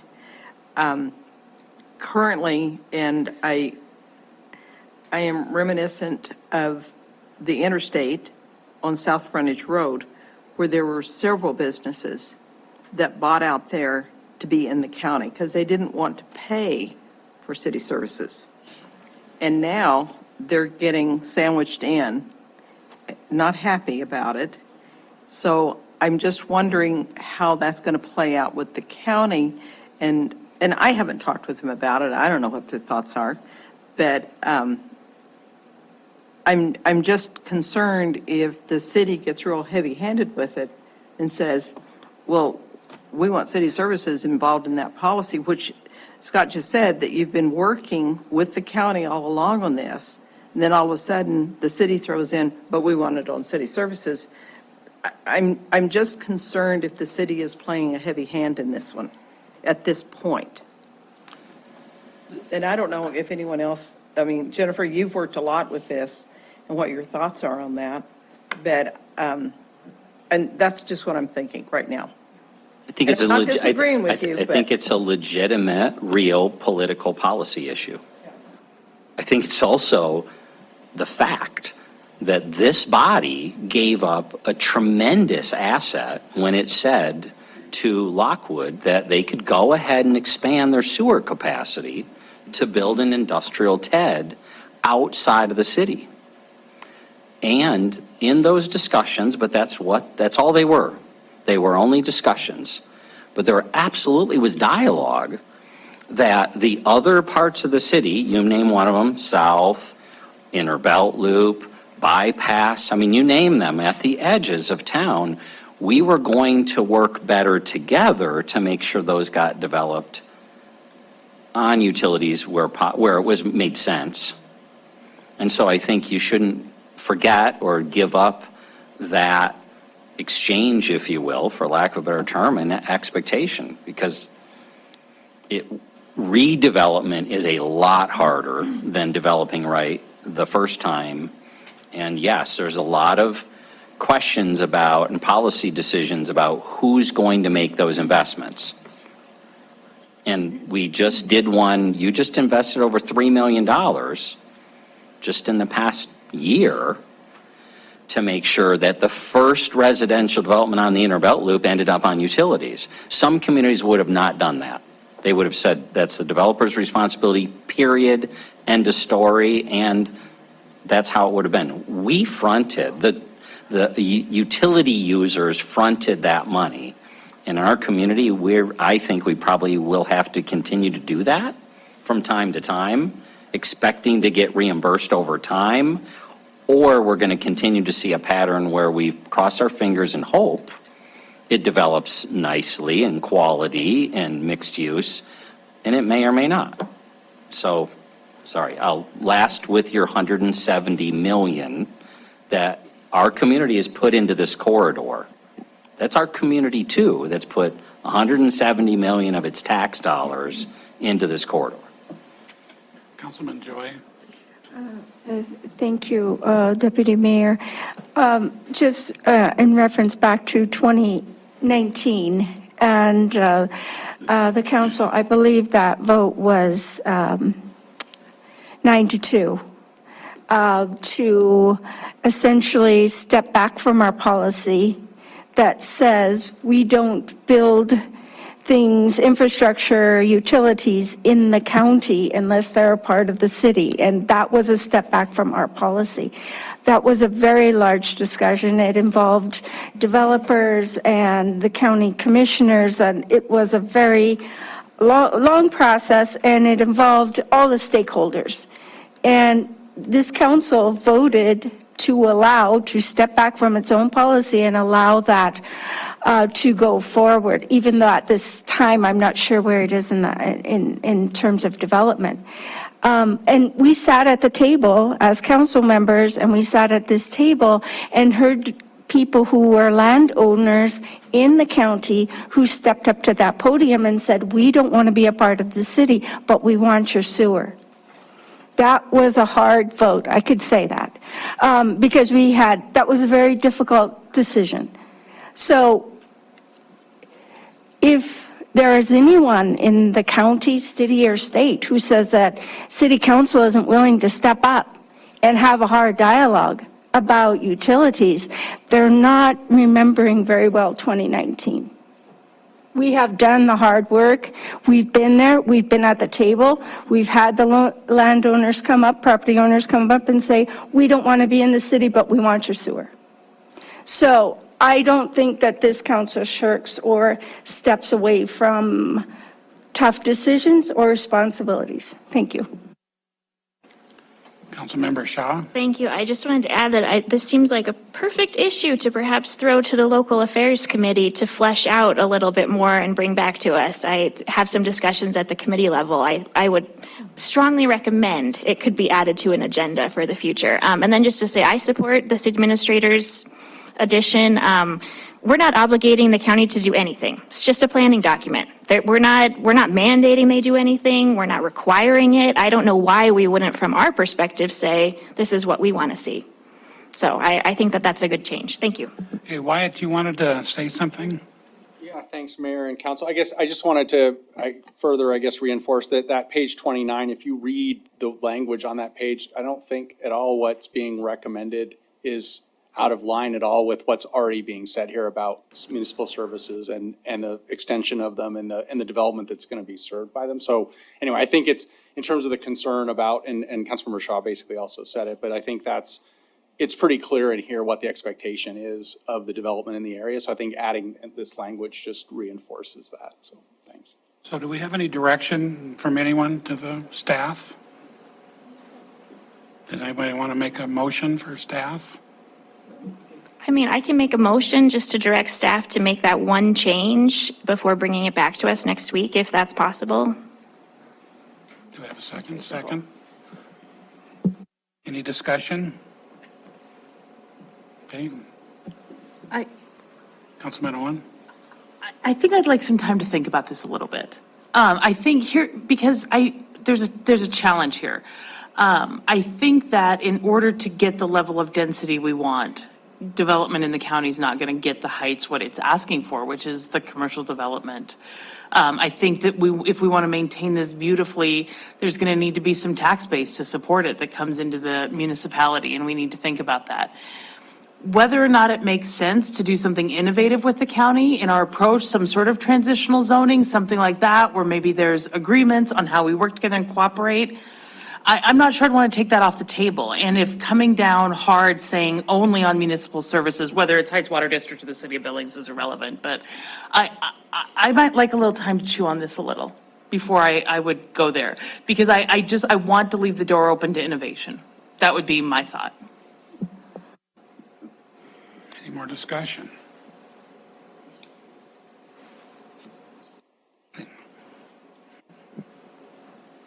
Okay, so we have a motion on the floor. Scott, do you have any thoughts? No, other than just remember, this is a planning document. This is not policy in any way. If this does nothing more, it gets us talking, an approved document that PCC will approve on the 17th will get us toward exactly what we're talking about here.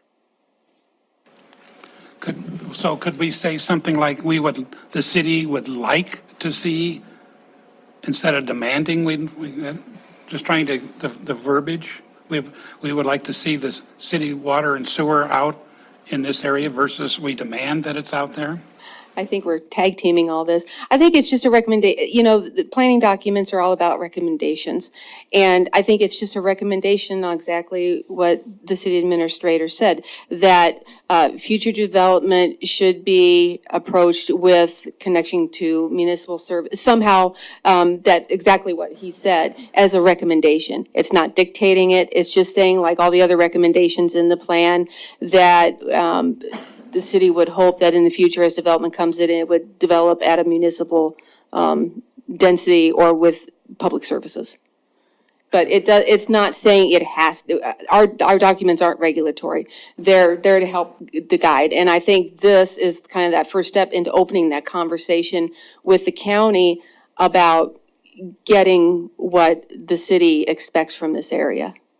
That was the intention of the motion, is a recommendation. We're not demanding anything, yeah. Well, all those in favor say aye. Aye. All those opposed? Motion passes. So, Chris, do you understand what the direction is? Yes, thank you. Any further discussion? Okay, so we close number 3. We'll go to number 4. Now, everyone, it's 7:45. Do you want to take a break? Yes, please. Okay, come back in 7.5 minutes.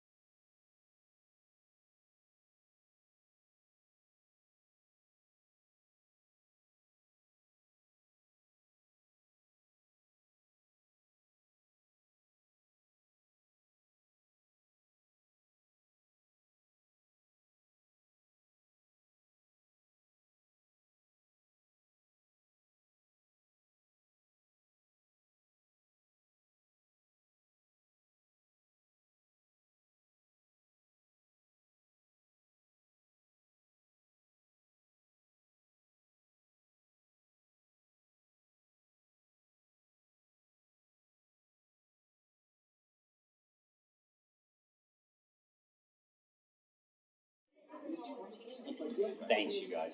Thanks, Chris. Thanks for your work. Oh, yeah, thank you. Okay. Thank you.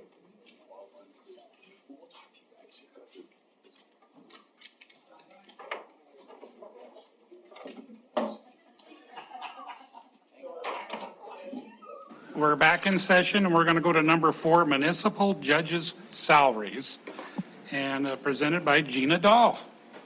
Thank you, Council. If it's okay, I'm just going to sit here. I just have a quick summary to introduce the topic, and all of my materials are right here, so if you have questions, it's easier for me to be seated here. So just to quickly summarize the topic, in case any of you didn't get a chance to read through the memo. We're bringing you the topic of the municipal judge salary. As you'll recall, we brought council an amended ordinance to amend the code to allow for a second elected municipal court judge because the legislature eliminated the ability for the municipal court judge to hire a part-time assistant judge. So that is, that's in the works. The council passed that on second reading on December 12th. So that will become effective this month. So now we are asking council to consider the salary for the municipal court judge elected offices. Currently, as you'll recall, and the current resolution is attached to the agenda packet, the resolution currently provides for the salary to be set based on the term of the judge. So in the first term, I think it's 75, if I recall correctly. Second term is 80, and the third or subsequent term is 90% of a district court judge salary. We're bringing this back for your consideration to determine what the salary should be set at, and because the staff believes it's important that both the municipal judges' salaries be set equally. They're both equal elected offices with the same duties and jobs, and therefore the salary should be the same. Currently, the staff memo also gives you some idea of what other jurisdictions are doing. Bozeman sets their salary annually by resolution. Let me correct that. Bozeman actually sets the municipal court judges' salaries equal to the salary of the chief of police. And so that is set by resolution, but it's tied to the chief of police. There are 2 municipal court judges in Bozeman. Missoula has 3 municipal court judges. Their salary is set annually by city council as well. Great Falls has a similar structure. They actually, when I did a little bit of looking, they actually adopted our model. That's where they got it. So theirs is set the same based on term. They only have 1 judge right now. So again, I suspect that they'll be addressing that issue once they get 2 judges. I haven't heard when or if they're addressing the salary issue, but as soon as they get 2 judges, I suspect that they will have to do the same. Helena was the other one that I looked at, and they too set the salary by resolution annually. I looked at Butte City Court. Theirs is set by resolution annually as well. So those are just methods that I wanted to provide to you. They're not really tied to anything, with the exception of Great Falls.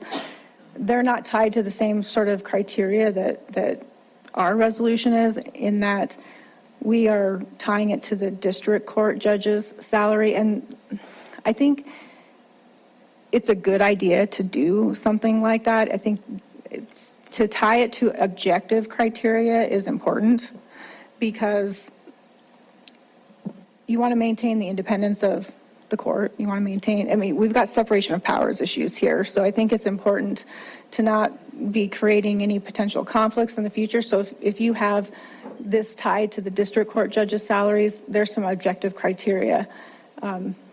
The statutory requirements of that salary survey that's conducted by the Department of Administration, that requires them to do a salary survey every other year on even number years.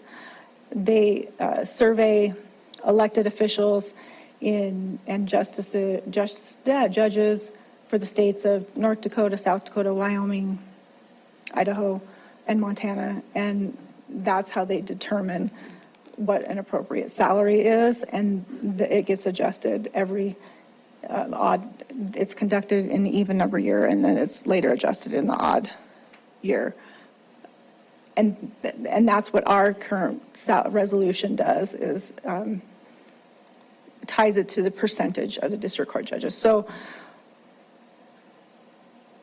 it's my opinion that I think it would be a good idea to maintain some kind of structure. Now, what you come up with is the point of the discussion today, whether that be 90%, 95%, 110%, whatever you think is appropriate. I think it would be a good idea to tie it to some objective criteria, so that you're not looking at it annually and deciding what do we think this salary should be. With that, I attached all those resolutions and the current proposal that we put together, which is just kind of a starting point for discussion. I'm not necessarily saying that I'm recommending that 90%. I think that that's obviously for you all to determine what the appropriate salary is. My only recommendation is that you do tie it to some objective criteria like it currently is. And with that, Judge Kolar is here and has the ability to answer your questions about caseload and things that I don't necessarily have the knowledge about. Good evening. Thank you, Judge. Mayor, Council, Judge Kohler, and I know that there's been questions throughout this, questions about caseload, questions about, where you guys should be a starting point of where you think that you determine where the salary should be. I know one of the biggest issues and one of the biggest goals that I would say to all council, it's obviously ultimately up to you guys, but keep in mind, the goal is to get qualified candidates. And if you don't entice people from their private practice or other individuals that may be, city attorneys or other individuals that are very qualified and have lots of experience, if you don't entice them with a good starting point, then you're going to probably not end up with the kind of candidates that you want running for election. It's a tough job. It's very, very busy. When she mentioned different judges and what they base it off, Bozeman, of course, bases it off the chief of police. $175,000 a year is what their judge they pay. They have 2 judges. I'm not saying that's what I want. I'm just giving you guys kind of the numbers. They have 2 judges. Their caseload between the 2 judges is 5,000 cases. I have 1 judge. My caseload is 16,000 cases and 30,000 hearings. District court judges, 8 district court judges, 2 magistrates, 10,000 cases divided by, let's say, 8 or 10. That's 2,000 cases apiece. Even if with the new judge, which thank you very much, appreciate it, that's 8,000 cases apiece. Our caseload is fast, it's quick. We see the same kind of cases. We practice the same law. We practice the constitutional law. We follow the same rules of evidence. We have the same criminal law that we have to abide by, rulings, sentencings. We get the same threats as district court. As a matter of fact, don't really want to bring this up, but I got a call. I get threats often, but so doesn't the district court. So I don't know what you guys are going to do. I know you have lots of questions. Different municipal, Great Falls finally tied theirs to ours, and I did work with Judge Bolstead on that. Again, caseloads are significantly different. Billings is different. We are growing, we are big. We're just different. And so tying it to district court judge? Maybe. I don't know. I don't know the answer. I really don't. I know that you need qualified candidates. That's what you need to prevent the city from being sued. Have somebody that, when you get them over here, they don't jump ship and go over to district court because district court gets paid more. Kalispell has lost 5 municipal court judges, soon to be 6 to the district court.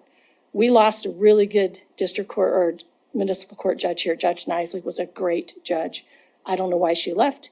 I don't know if it was pay. I have no idea, but I know that she was a great judge. And so that's what I worry, but the main goal is to maintain the individual. I don't know. Do you guys have any other questions for me? We'll start with Chris then. I'd just like to add a couple of things and then frankly stay out of the conversation unless you have questions. And some of this is repeating what was said, but I think it matters, right? We spend about $30 million a year on our criminal justice system as a city. This is a critical leadership position. They're a critical leadership position. You all sit in critical leadership positions. There's philosophies of critical leaders that are volunteers. There's philosophies of critical leaders that are paid competitively in the market. This happens to fall into that market side, I would argue. There's only 2 people you set the salary for, myself and the judge. I care, I pay attention to what the county pays and the state pays on jobs that we have similar positions in. I would never use those 2 entities to set the salaries, the base, and expect to be competitive in hiring department director level positions. I wouldn't get them. So I just ask you to think about the impact the position has and whatever the right things it takes to attract. And it's not just money. Money is not in and of itself an attraction. My philosophy is it can be a detractor, but it isn't the attractor. But what will it take to attract the best candidates for these positions? And just please consider that as you weigh this challenging decision and ultimately the impact they have on our police department's effectiveness, the policies you adopt, the effectiveness of them being implemented, our municipal court itself, as well as our prosecutors, is all just some baseline information that I wanted you to have as you think about what the right decision here ultimately is. So that's why we put it on a work session, so you could talk it through some before it's in front of you in a meeting to make the decision on. Thank you. Okay, well, let's start on the right-hand side then. Any questions? Thank you, Deputy Mayor. Councilman And Rosas. thank you, Judge, for being here. I'm completely uneducated in this realm, so tell me more about the complexity of your cases versus that of a district court judge. What types of things are you seeing? What are they seeing? Why do they only handle a couple thousand cases a year while you're having 8,000? Obviously, there's a difference in the cases that you're looking at, but what is that? So why do they handle that amount and why do we, it's about time that we have a second judge, so that will help. I see all the crimes, misdemeanor crimes that occur in the city of Billings. And that can be drug charges, domestics, DUIs. I handle the treatment courts. I also do the abatements, the civil abatements of the properties that you guys have had individuals complain about. Those are pretty tough cases. I think the staff and the attorneys work hard on those. And so those are difficult because you've got a lot of angry people. So as far as they see criminal cases, I see criminal cases. Are mine not felonies? No, they're not. But they're misdemeanors that are soon to be felonies if you don't handle them appropriately, DUIs, domestics. I see civil cases, orders of protections, abatements, municipal infractions. I have a huge volume, and that's just the nature of what's going on in the city of Billings. It's a huge volume, and the district court, they get misdemeanors here and there connected to their felonies. I used to be a prosecutor, so if there's a felony charge that may have misdemeanor with it, of course they see that. So, you know, orders of protection, parents, individuals, having issues with other individuals, and they're asking to be protected with an order of protection. Sometimes that includes children. Custody of children, I had one today that a grandmother wanted some visitations, allegations, don't want to go into it too much even though it's public record, but a mother that didn't want that person to have any involvement in that child. So it was a decision that I had to make, a compromise at some point, while the district court was eventually, hopefully, will get involved with that as well through divorce and child custody type things. Does that answer your question? Councilman Puritan? Thank you. So if I did my numbers right now, your salary is set right around 134,000 plus your expenses. Is that correct? It's set at what? 134,000. No. Whenever, well, with the new increase in the district judges. Potentially, and I know that I don't want to correct Gina on this, but potentially every 2 years, the legislature will look at that study and they may or may not give the raise. It's kind of up to them, as it is up to you guys as well.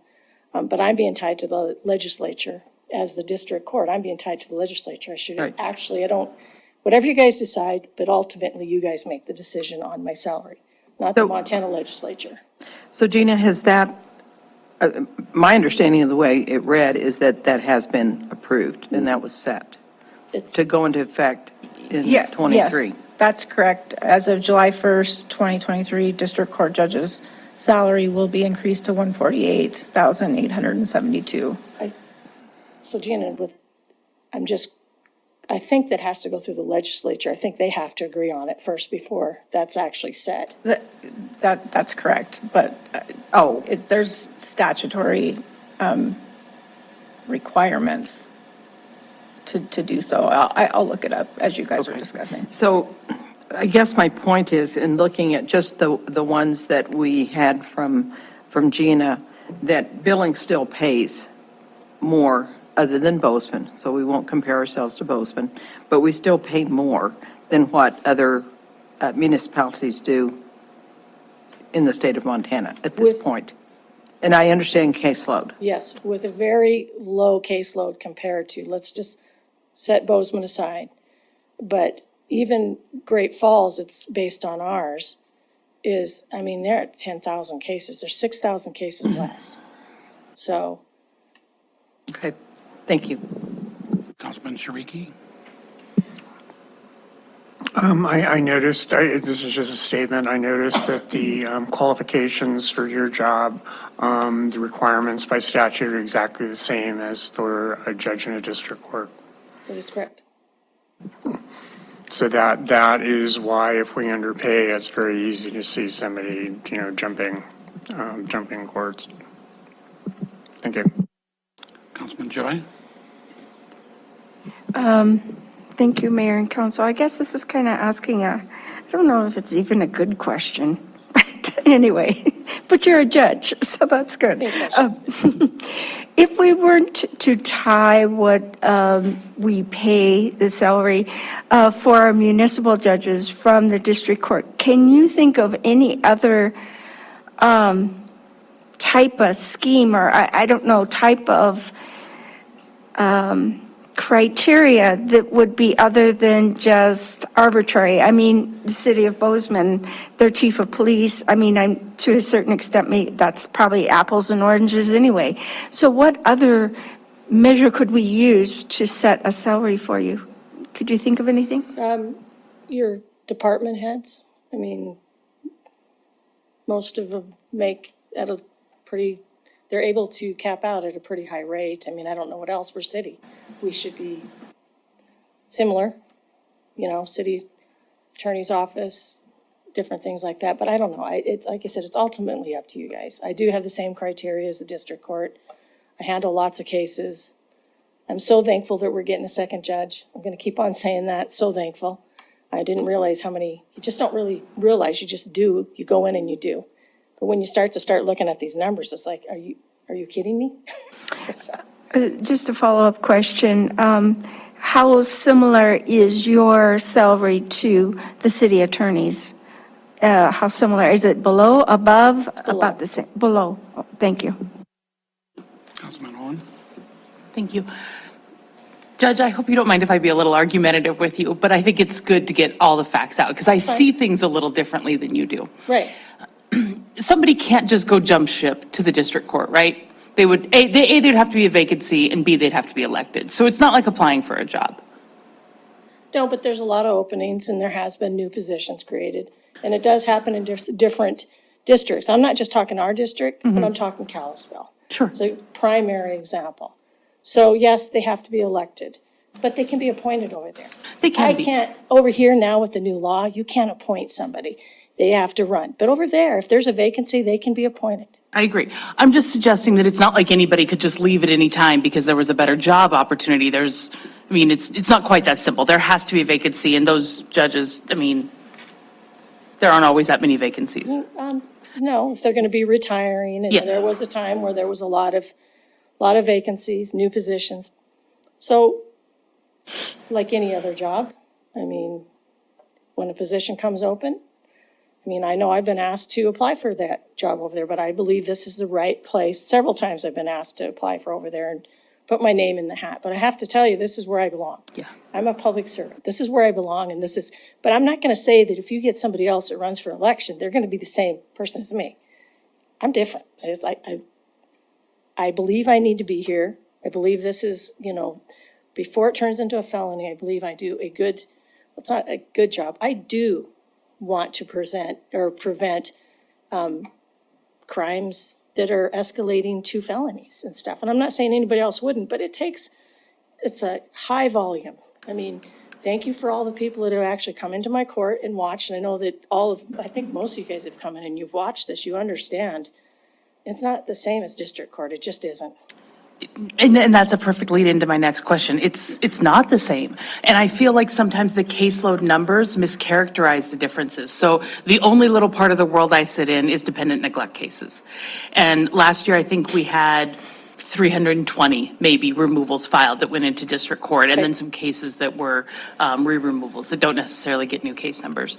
But one case can last for years. And one case has a hearing every month or every 6 weeks.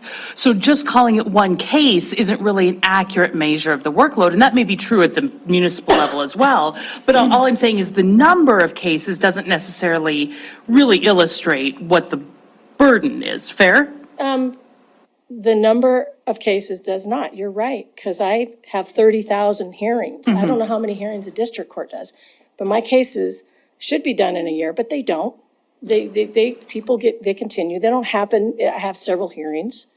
It's not just an omnia trial and it's done. There's a lot. I'm talking numbers and then hearings. Yeah. So yes, but I just think it's important for folks to understand that the number of cases does not necessarily equate to the workload. right.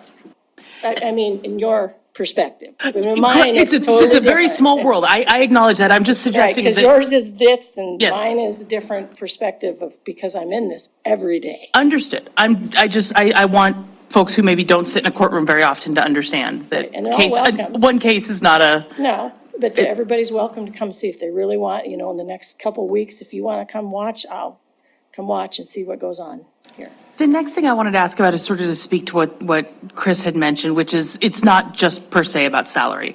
I will tell you from my perspective, given the number of people I've talked to in the community who are looking at running for this spot, I'm not concerned about us having candidates. I think we will have candidates. I think there are people who've been pro-temming for you that will be candidates. You've been training some of those people to become judges. So I think Possibly, yeah. I think we're not going to have a problem with candidates. And I may there's be been- wrong. And there's been ones that are pro-tems that have been pro-temming and say, I wouldn't take that job for all the money that you pay me. I'm I will not leave often my wrong, practice. but I don't think we're going to have a problem with candidates. But I want to speak to this issue of it being about things other than salary, because I agree with that.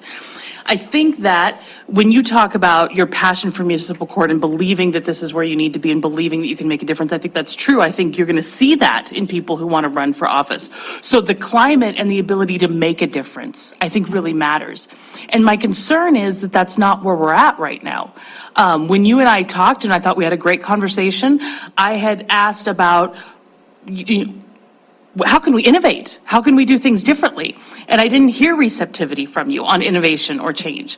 I go to these criminal justice committee meetings and I see district court judges there and justice court judges there. And as I mentioned, I know you send staff, but I don't see you there.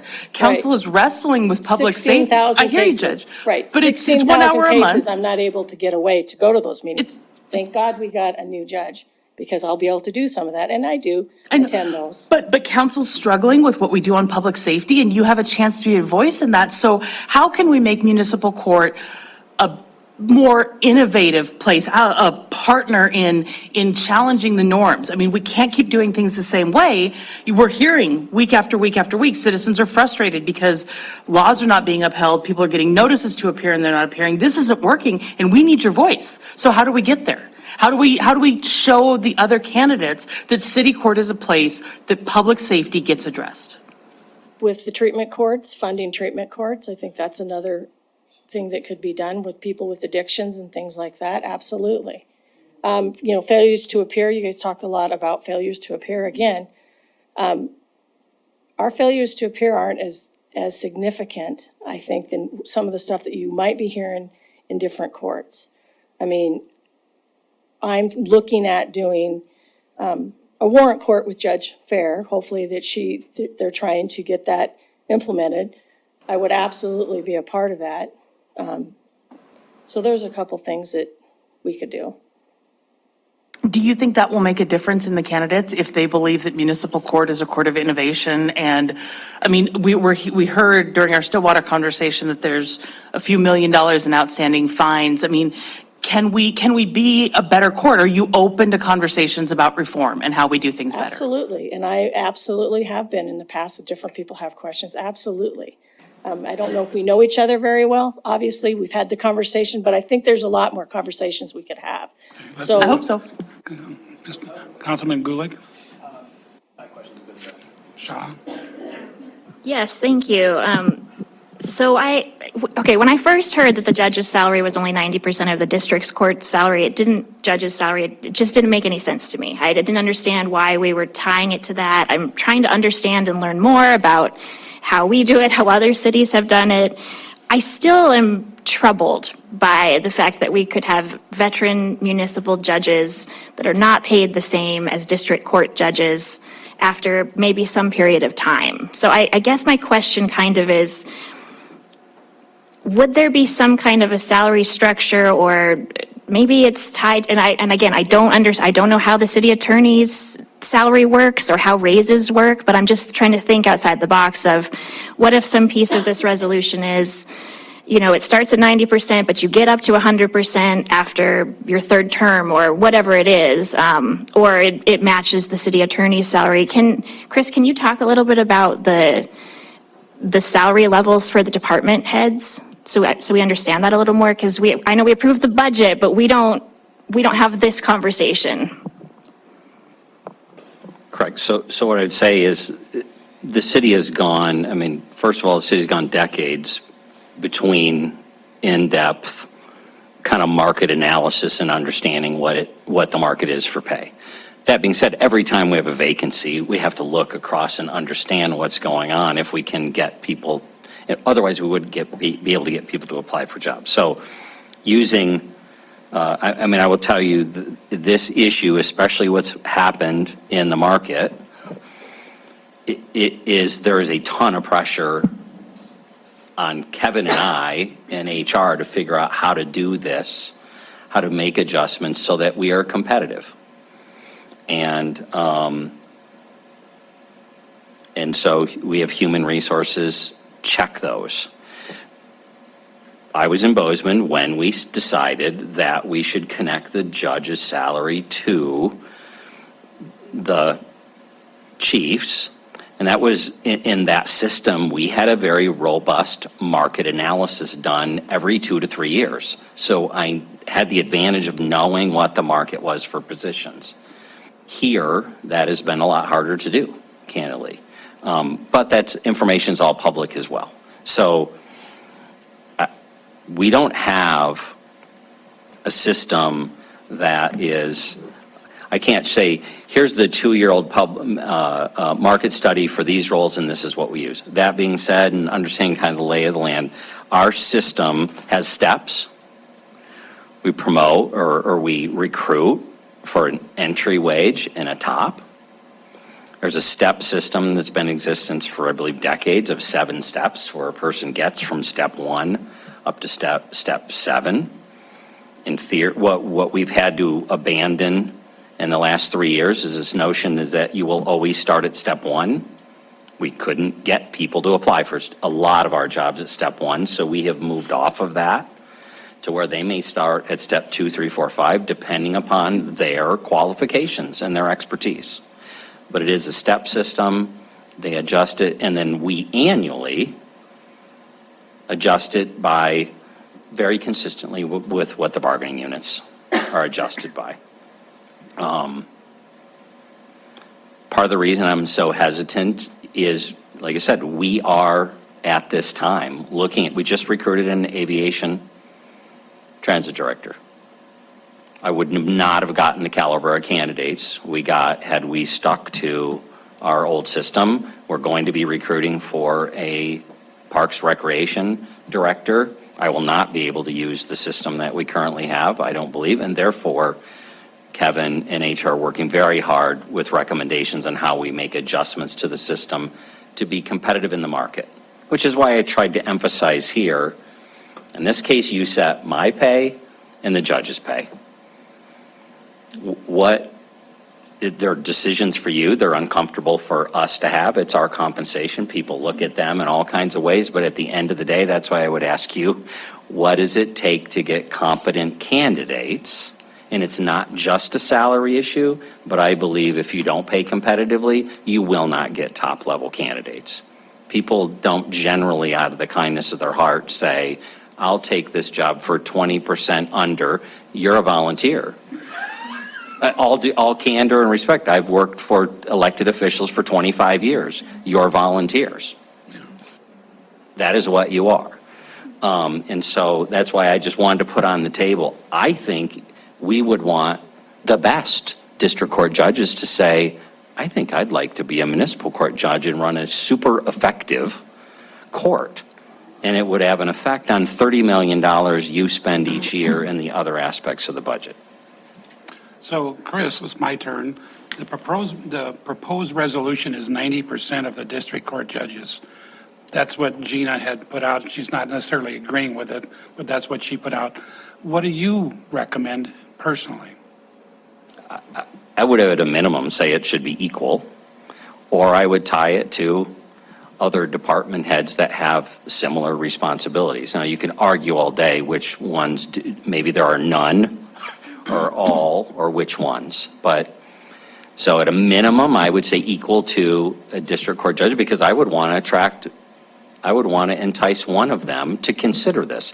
Whether they choose not to or not, I would want them to be interested in the position, if they're good. If none of them are good over there, all due respect, I don't spend any time in that world. I don't want them applying to run for judge. I want attorneys in town who meet the qualifications. So that would be my minimum. I would say district. I get anxious about that because it's tied to what the state and the legislature does. And if I did that for the rest of the way we run the organization, I think we would not be in as good a position as we are today, being able to have the talent you have in your leadership positions. Okay. One more round. Councilman Puritan. So, two things that I would say is, one, and I know that Judge Kohler and I talked about it, we are elected officials. So I don't know, because we are basically kind of paid volunteers here, that you don't have quality people on city council then, because we don't get paid anything to speak of. I mean, that's kind of that equation that I'm seeing. And I don't agree with that. And we are public servants, and we do get paid not much. But the other thing, to tie it to what a city's department head makes does not really make sense to me, because they're in for longevity. And they are in steps. And I mean, just in the job market nowadays anyway, I don't care what business you're in, it's hard to hire people. But this is an elected position. It is different. We're going to pay them differently. And the district court judges are paid, or are elected also. So they get paid differently.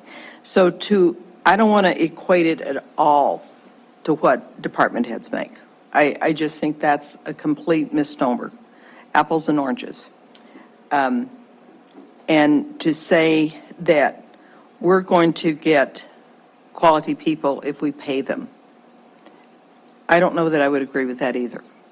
I don't know that people are a public servant because of pay. I really don't believe that. Personally, at this point, I'm pretty comfortable with keeping it at the 90% of district judges. I don't know what this legislature will do with all of that. I have no idea. But if it's always tied every 2 years to the legislature and what they want to do, I can see where your salary would go up and down. Because it could go down, I suppose, as it could go up. I think it just stays the same, or it could go up. They won't go, well, percentage. that's good to know. Right, but So anyway, I mean, just putting it out there and starting the conversation, I'm pretty well, because, and I don't know, I know that, I don't know, someone asked the question about expenses. I don't know what that, and I mean, how much that comes out to. I think Andy gave us some numbers.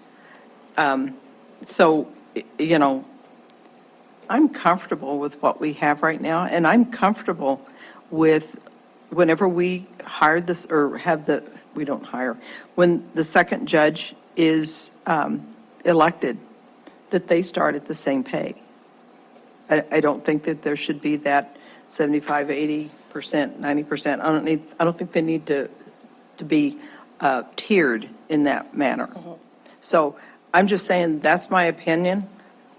You know, and I appreciate the work that you do, and I know that you do look at yourself as a public servant, or you wouldn't still be running for a reelection every time, if that's the case. So I'm comfortable with what we're doing right now. So if anyone else has any other acknowledgement of that or not. could I ask a question, Councilman? Certainly. And so you're comfortable with the 90%. So do you think that the municipal court is 10% worth less than the district court, is a question. So what, I'm just curious about the 90%. Do I think that you're worth 10% less of a district judge? Yes. I had it on, must have turned you it got off. Do I believe that you're worth 10% less than a district court judge? I would say no. However, I think the element of what the court cases that they have is completely different than municipal. I really do think they're different than municipal. From what I've heard district court cases look like compared to what municipal court cases look like.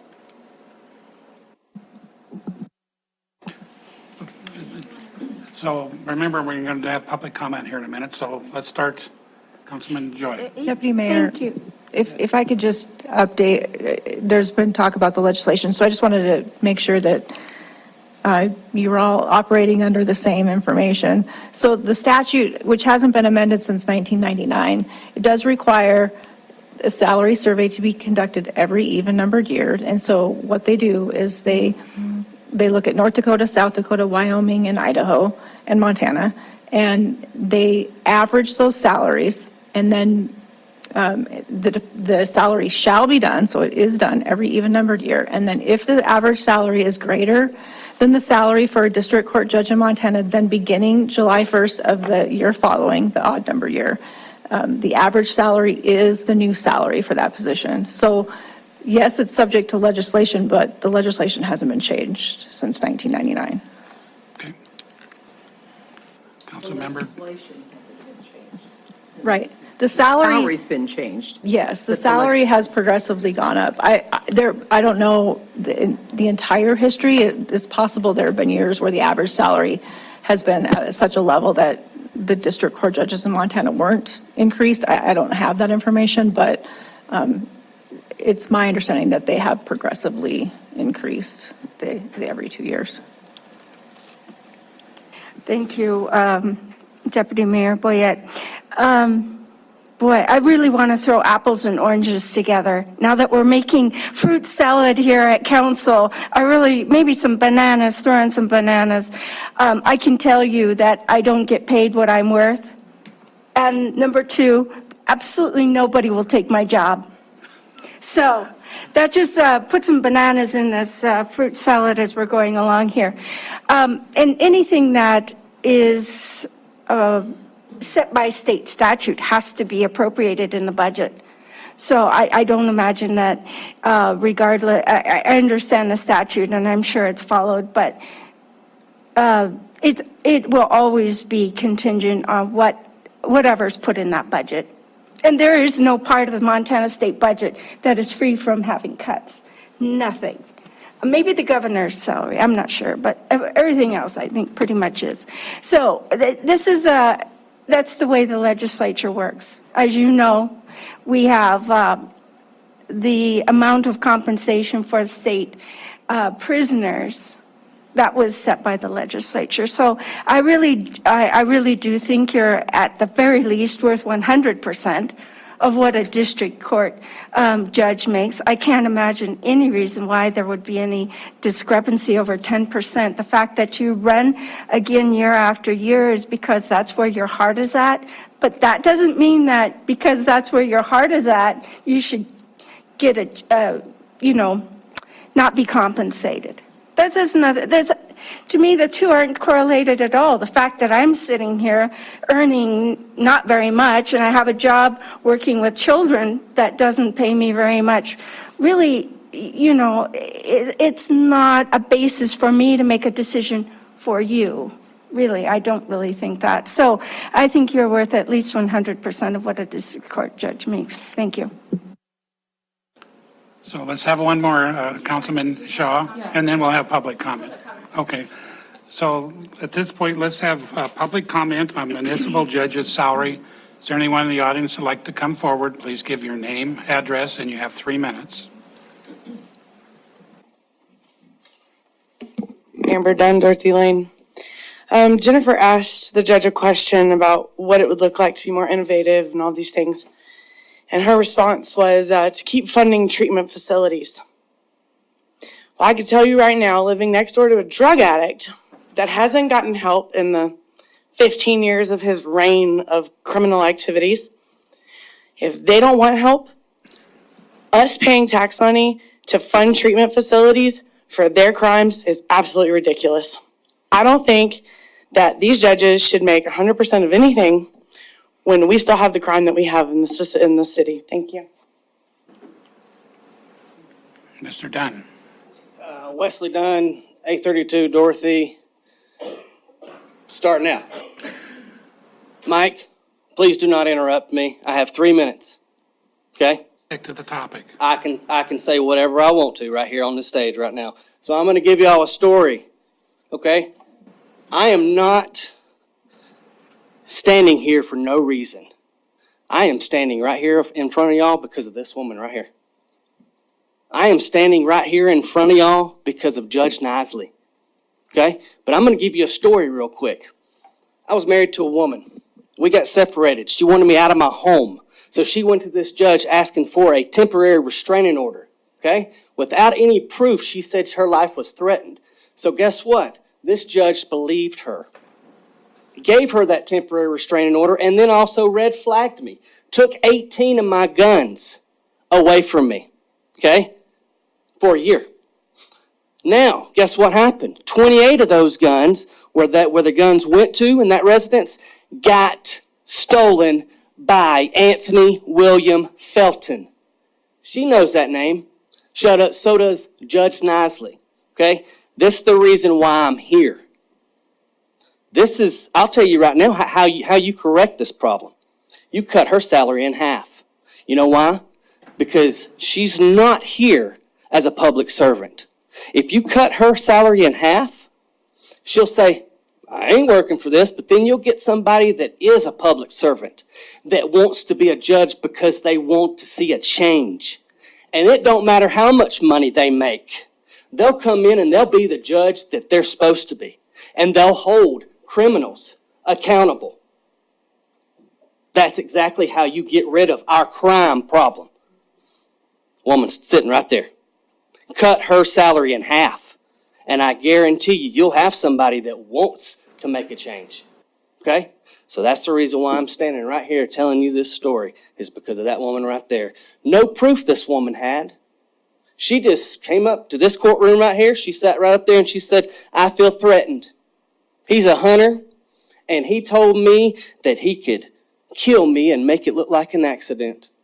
With no proof. This woman believed her. And then guess what? Anthony William Felton stole 18 of my guns because she took them away from me. Did I prove to be a red flag? No, I didn't. But guess what? I'm standing here right in front of y'all right now because of this woman right here. I'm going to hold people accountable, unlike this one.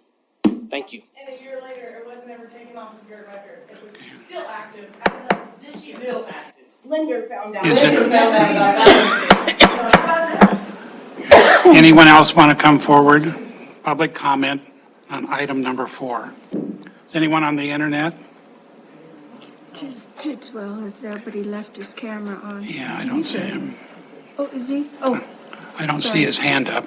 Would you like to come forward? You have your name and address. You have 3 minutes. Jacqueline Garcia, Dorothy Lane. I just have a question. Municipal judge, district judge, they all go higher, right? Each step, as people go higher, their salaries increased more and more. So places like New Mexico, where a municipal judge gets paid 75% of what a district court judge, and they're elected, but it's stepping stones. We do have a problem. No, I don't think drug rehabilitation is going to help a lot of our problems because they don't care. When you have a lady in Heights Walmart flailing her arms, falling on the ground because she's high as a kite, stopping traffic, jumping on cars, driving down 32nd Street, another crackhead, opening car doors, jumping into people's vehicles. We have a huge drug problem, yes, but drug court, if you don't want help, there's easy ways to get around it. I personally know people, unfortunately, in my family, that have easily gotten around all these little, oh, well, you know, you take your drug abatement court and you do this and you do that. They lie and they get away with it. I don't think there's anything wrong with her paying 90% of what a district court judge gets paid. If you're here to make a difference and you want to make a difference, you're going to do it because of love. Miss Joy, you work with kids because you love them. You don't get paid probably squat. Daycare teachers get paid minimum wage most of the time. But they do it because they love the kids. The pay shouldn't matter if you love what you're doing. If you're innovative and you are bringing something new to the table, that's all we try to do. Bring something new. Let's make a difference in our community. Let's have people that care and show they care through their actions, because actions speak louder than words. Thank you. Anyone else? Kevin? Okay. We'll close the public hearing on item number 4. Go back to council. Councilman Shaw. Thank you. So going back to what Councilmember Parrington mentioned and going off some of the public comments, the pay does matter. It really does. And I know it maybe for some people on council it doesn't, but I can remember a discussion in my first year on council.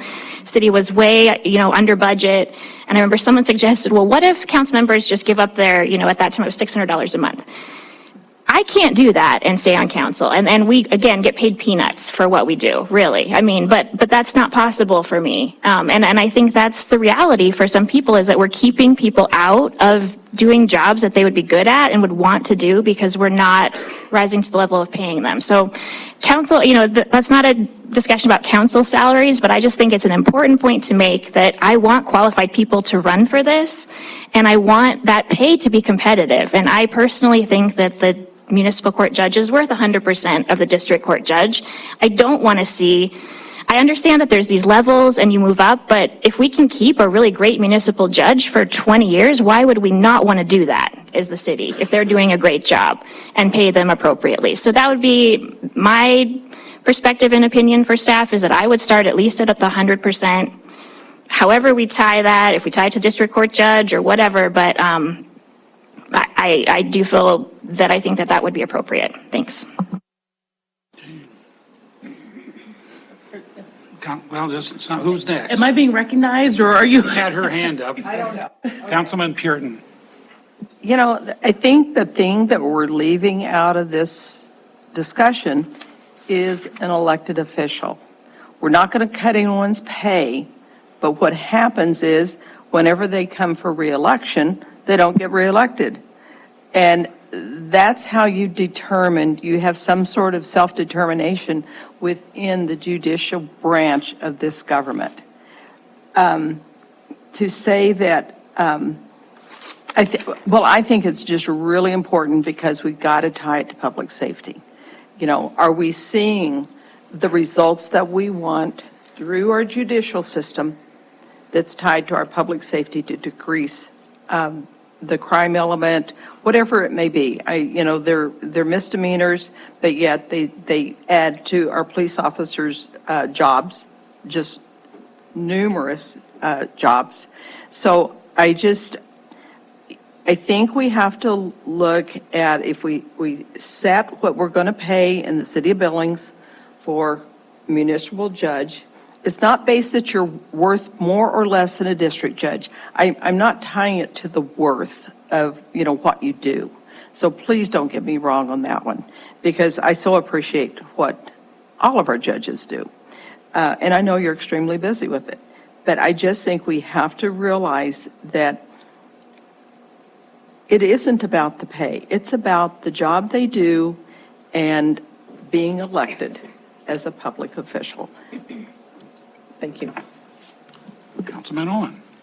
So I sort of have similar thoughts. It is the case that there's only two people we set the salary for, but there's an important difference. You're an employee and you are a sovereign elected official. So I think our role is not here to value worth or those sorts of things, but to say, what does this council allocate to the local judiciary branch?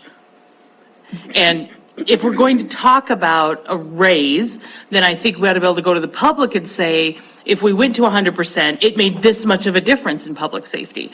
And I'm not persuaded that the difference between 90% and 100% of salary would actually make a difference in how public safety is addressed in our community. I don't know that we would be able to say to the voters, this got us X bang for the buck.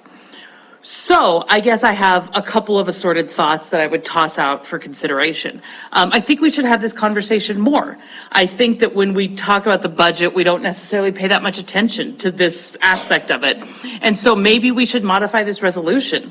If what the state statute says is that salary survey is done in even years, then this is an odd year, and maybe every odd year we come back and look at this resolution again. Maybe the resolution includes that language that says every 2 years, council will revisit and debate this resolution. I don't know if we can craft that kind of language tying the hands of future councils, but something that sort of triggers us to look at this and talk about this more often, I think would be beneficial.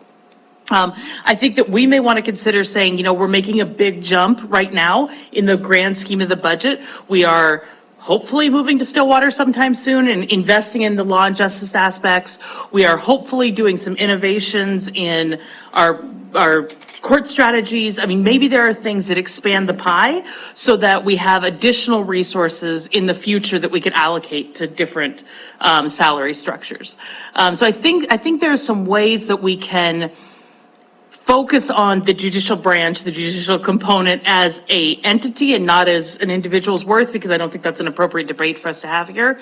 But I think I am comfortable at 90% today, but I would very much like to have an ongoing conversation. I think that we should come back to this frequently. And to me, I'm not sure that we would see a significant change in public safety at a 10% difference. Those are my thoughts. Any more? Councilman Shariki. Thank you, Deputy Mayor. Thoughts. I have a million of them, but I'll just limit them to two specific areas. There are really two things that we're looking at here. How do we determine what the rate is? And once we do that, what in the specific case, using this specific rate, what is the comparison between the two? I think that the legislature set it up the way that they do the district courts for a very specific reason, and that is to take politics out of the salary for judges. It makes absolutely no sense for a body to be able to come in here and say, hey, I don't like the job that judge is doing. I want them to get $0 this year. It's dangerous for on both sides of that equation, and it's very dangerous for the for the community at large. So I like a system that takes the politics out of that decision, and tying it to the district court judges makes a lot of sense because those are very comparable jobs.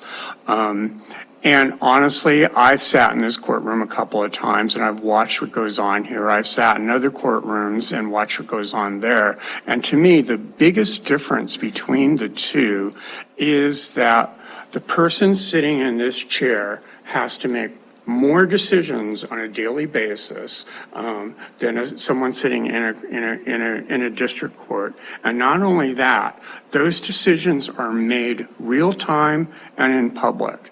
In a district court, like if there's something really important that comes up, the judge can say, okay, we're going to recess, we're going to go off, we're going to talk about it for a while, we're going to figure it out, and it could be months before they come back. The reality of this court is that it's a justice factory in a way. I mean, we're sitting here and trying to get lots of people through the system as efficiently as we possibly can, and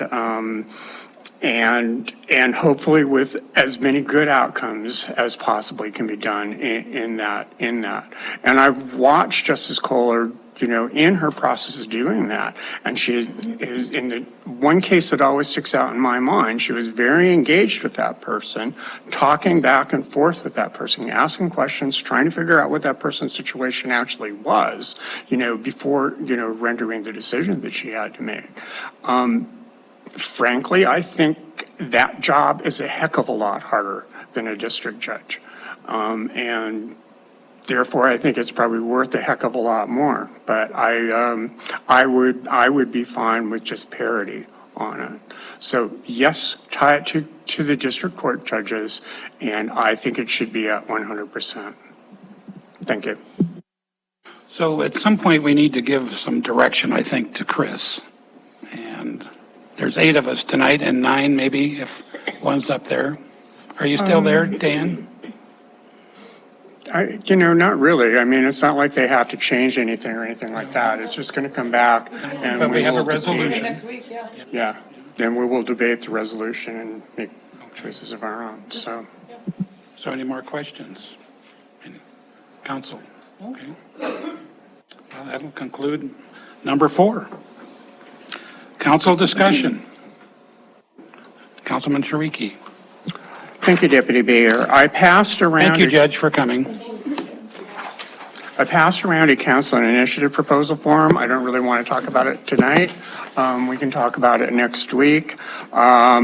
Basically, I just threw down my thoughts on how we should move forward in helping to create the Transportation Safety Oversight Committee that is part of the CTSP plan. So take a look at it, think about it, and let me know what your thoughts are over the next week. Thank you. Councilman Shaw?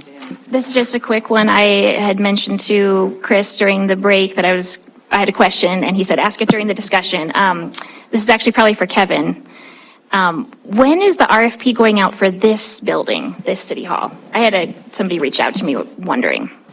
Yeah, so we're working with NAI and realtors, and then we've got some internal staff that's working on that. And so we're hoping to shoot for mid to late January to get that out. Again, I think council or our council committee wanted to see kind of a draft of that before we did send it out. So we'll have to make that happen. So it could delay it just a little bit. Okay, mid to late, end of month. Okay, thanks. Any other discussion? Councilman Repsis? Thank you. Kevin, I just wanted to come back to the beginning of the meeting when we talked a bit about the task force or the strike force, whatever we're calling it.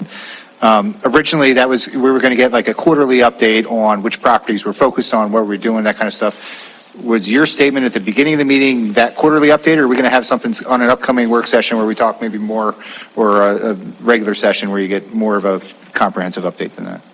Yeah, Councilmember Repsis, I think we came in October, if I remember correctly, so we'd be doing January for that to happen. Yep. Anyone else? Councilman Owen? I just had a couple quick questions, if I could, on sort of a similar topic. We had talked about, after the public safety update, that there was going to be sort of a public safety road show, and I haven't seen a lot of that in like the council, in the weekly updates or any of that. So where are we in having the community get more information? And then where are we in maybe having a more regular public safety update to council during work sessions or discussion time? So the second question, what we plan to do is come quarterly with updates on implementation of the public safety levy. So as Kevin mentioned, I think we did one in October, so we're due here in January, early February. Yep. And then secondly, one of the things that Victoria is doing, we've got some podcasts that we're doing, as well as she's been working with Channel 7. I think she's done 2 so far, where we're doing, this is my description, she's having a dialogue with each aspect of the public safety area, so that, and those are being recorded, so that we can establish a place on our website where people can watch those and see those to get the update that way, in addition to the service clubs and various things that we've gone out to. So we're trying to tackle it both ways. Where do we have some opportunities to go out and have conversations for groups? Where could someone come to us and watch or listen to a podcast and get information that way? Those are the 3 tools we're using right now. So what's available to the general public if you're not, but to ask questions? I mean, if you're not a member of Rotary, you can't just show up at a Rotary meeting. So when does the general public get to hear an update and ask questions about it? At this quarterly meeting, or if we could add a town hall type thing to to the library. Those would be the kind of opportunities I would think would be where the general public has access, can ask questions, and be a part of that dialogue. I welcome if the council wants to see something, other ideas. We want to be, it behooves us to be effective communicating the message of what work is being done. Thank you. Any further discussion? Okay, well, this is public comment on non-agenda items. Items not have been on the agenda. So please give your name, address, and limit it to 3 minutes. Garcia, Dorothy Lane. Miss Pam, you asked a question about the problem properties. And I'm not sure that Chris really gave a response that I liked. I don't know if you liked it, but I didn't like it. I felt like he passed the buck on to you guys. Well, if you want to see other stuff done, maybe we have to put new policies in effect.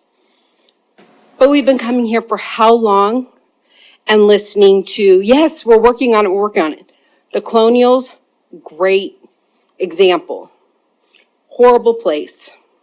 I understand people need places to live. They're renting out a bedroom with communal areas. It's going to cause problems anyways, but we have to figure out a way to be able to stop these. And I'm not just talking about the person 2 doors down from me While I'm sitting here tonight, my daughter calls me freaking out. There's a guy in front of the house. Little does she know, watching the video camera, he's just buying drugs. But it makes a 20-year-old girl with twin 15-year-olds at home, and she's responsible for him, really worried.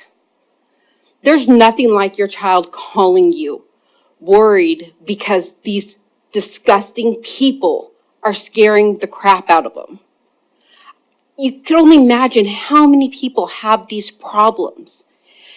And when you're asked a question, it's, well, if you guys want to make different policies, you guys make them.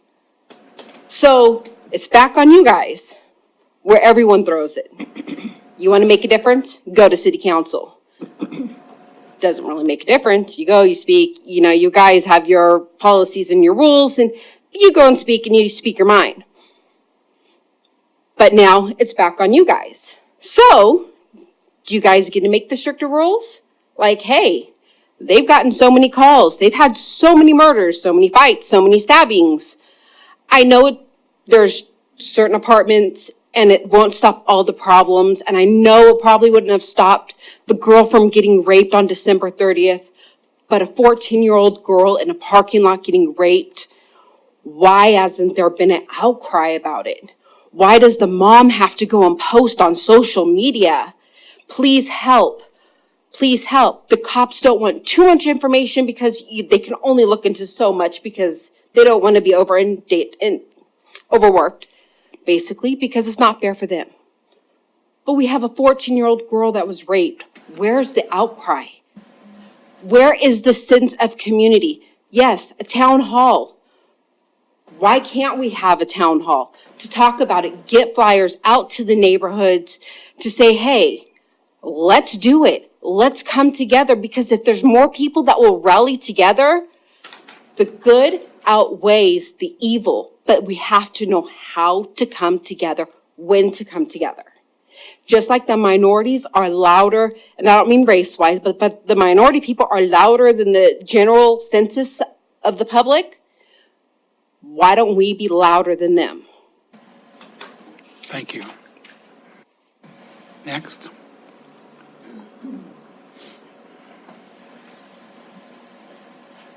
Wesley Dunn, 832 Dorothy.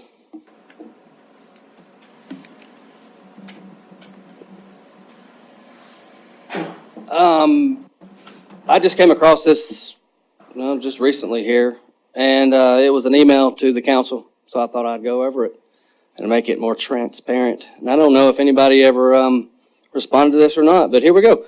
Questions emailed to the mayor and city council that have been ignored and not answered. October 9th, who wrote the letter sent to Amber and Wesley Dunn signed by Chief St. John? Question mark. What city employee wrote it, or was it written by someone outside of city government? And if so, who? And what was the cost? July 13th.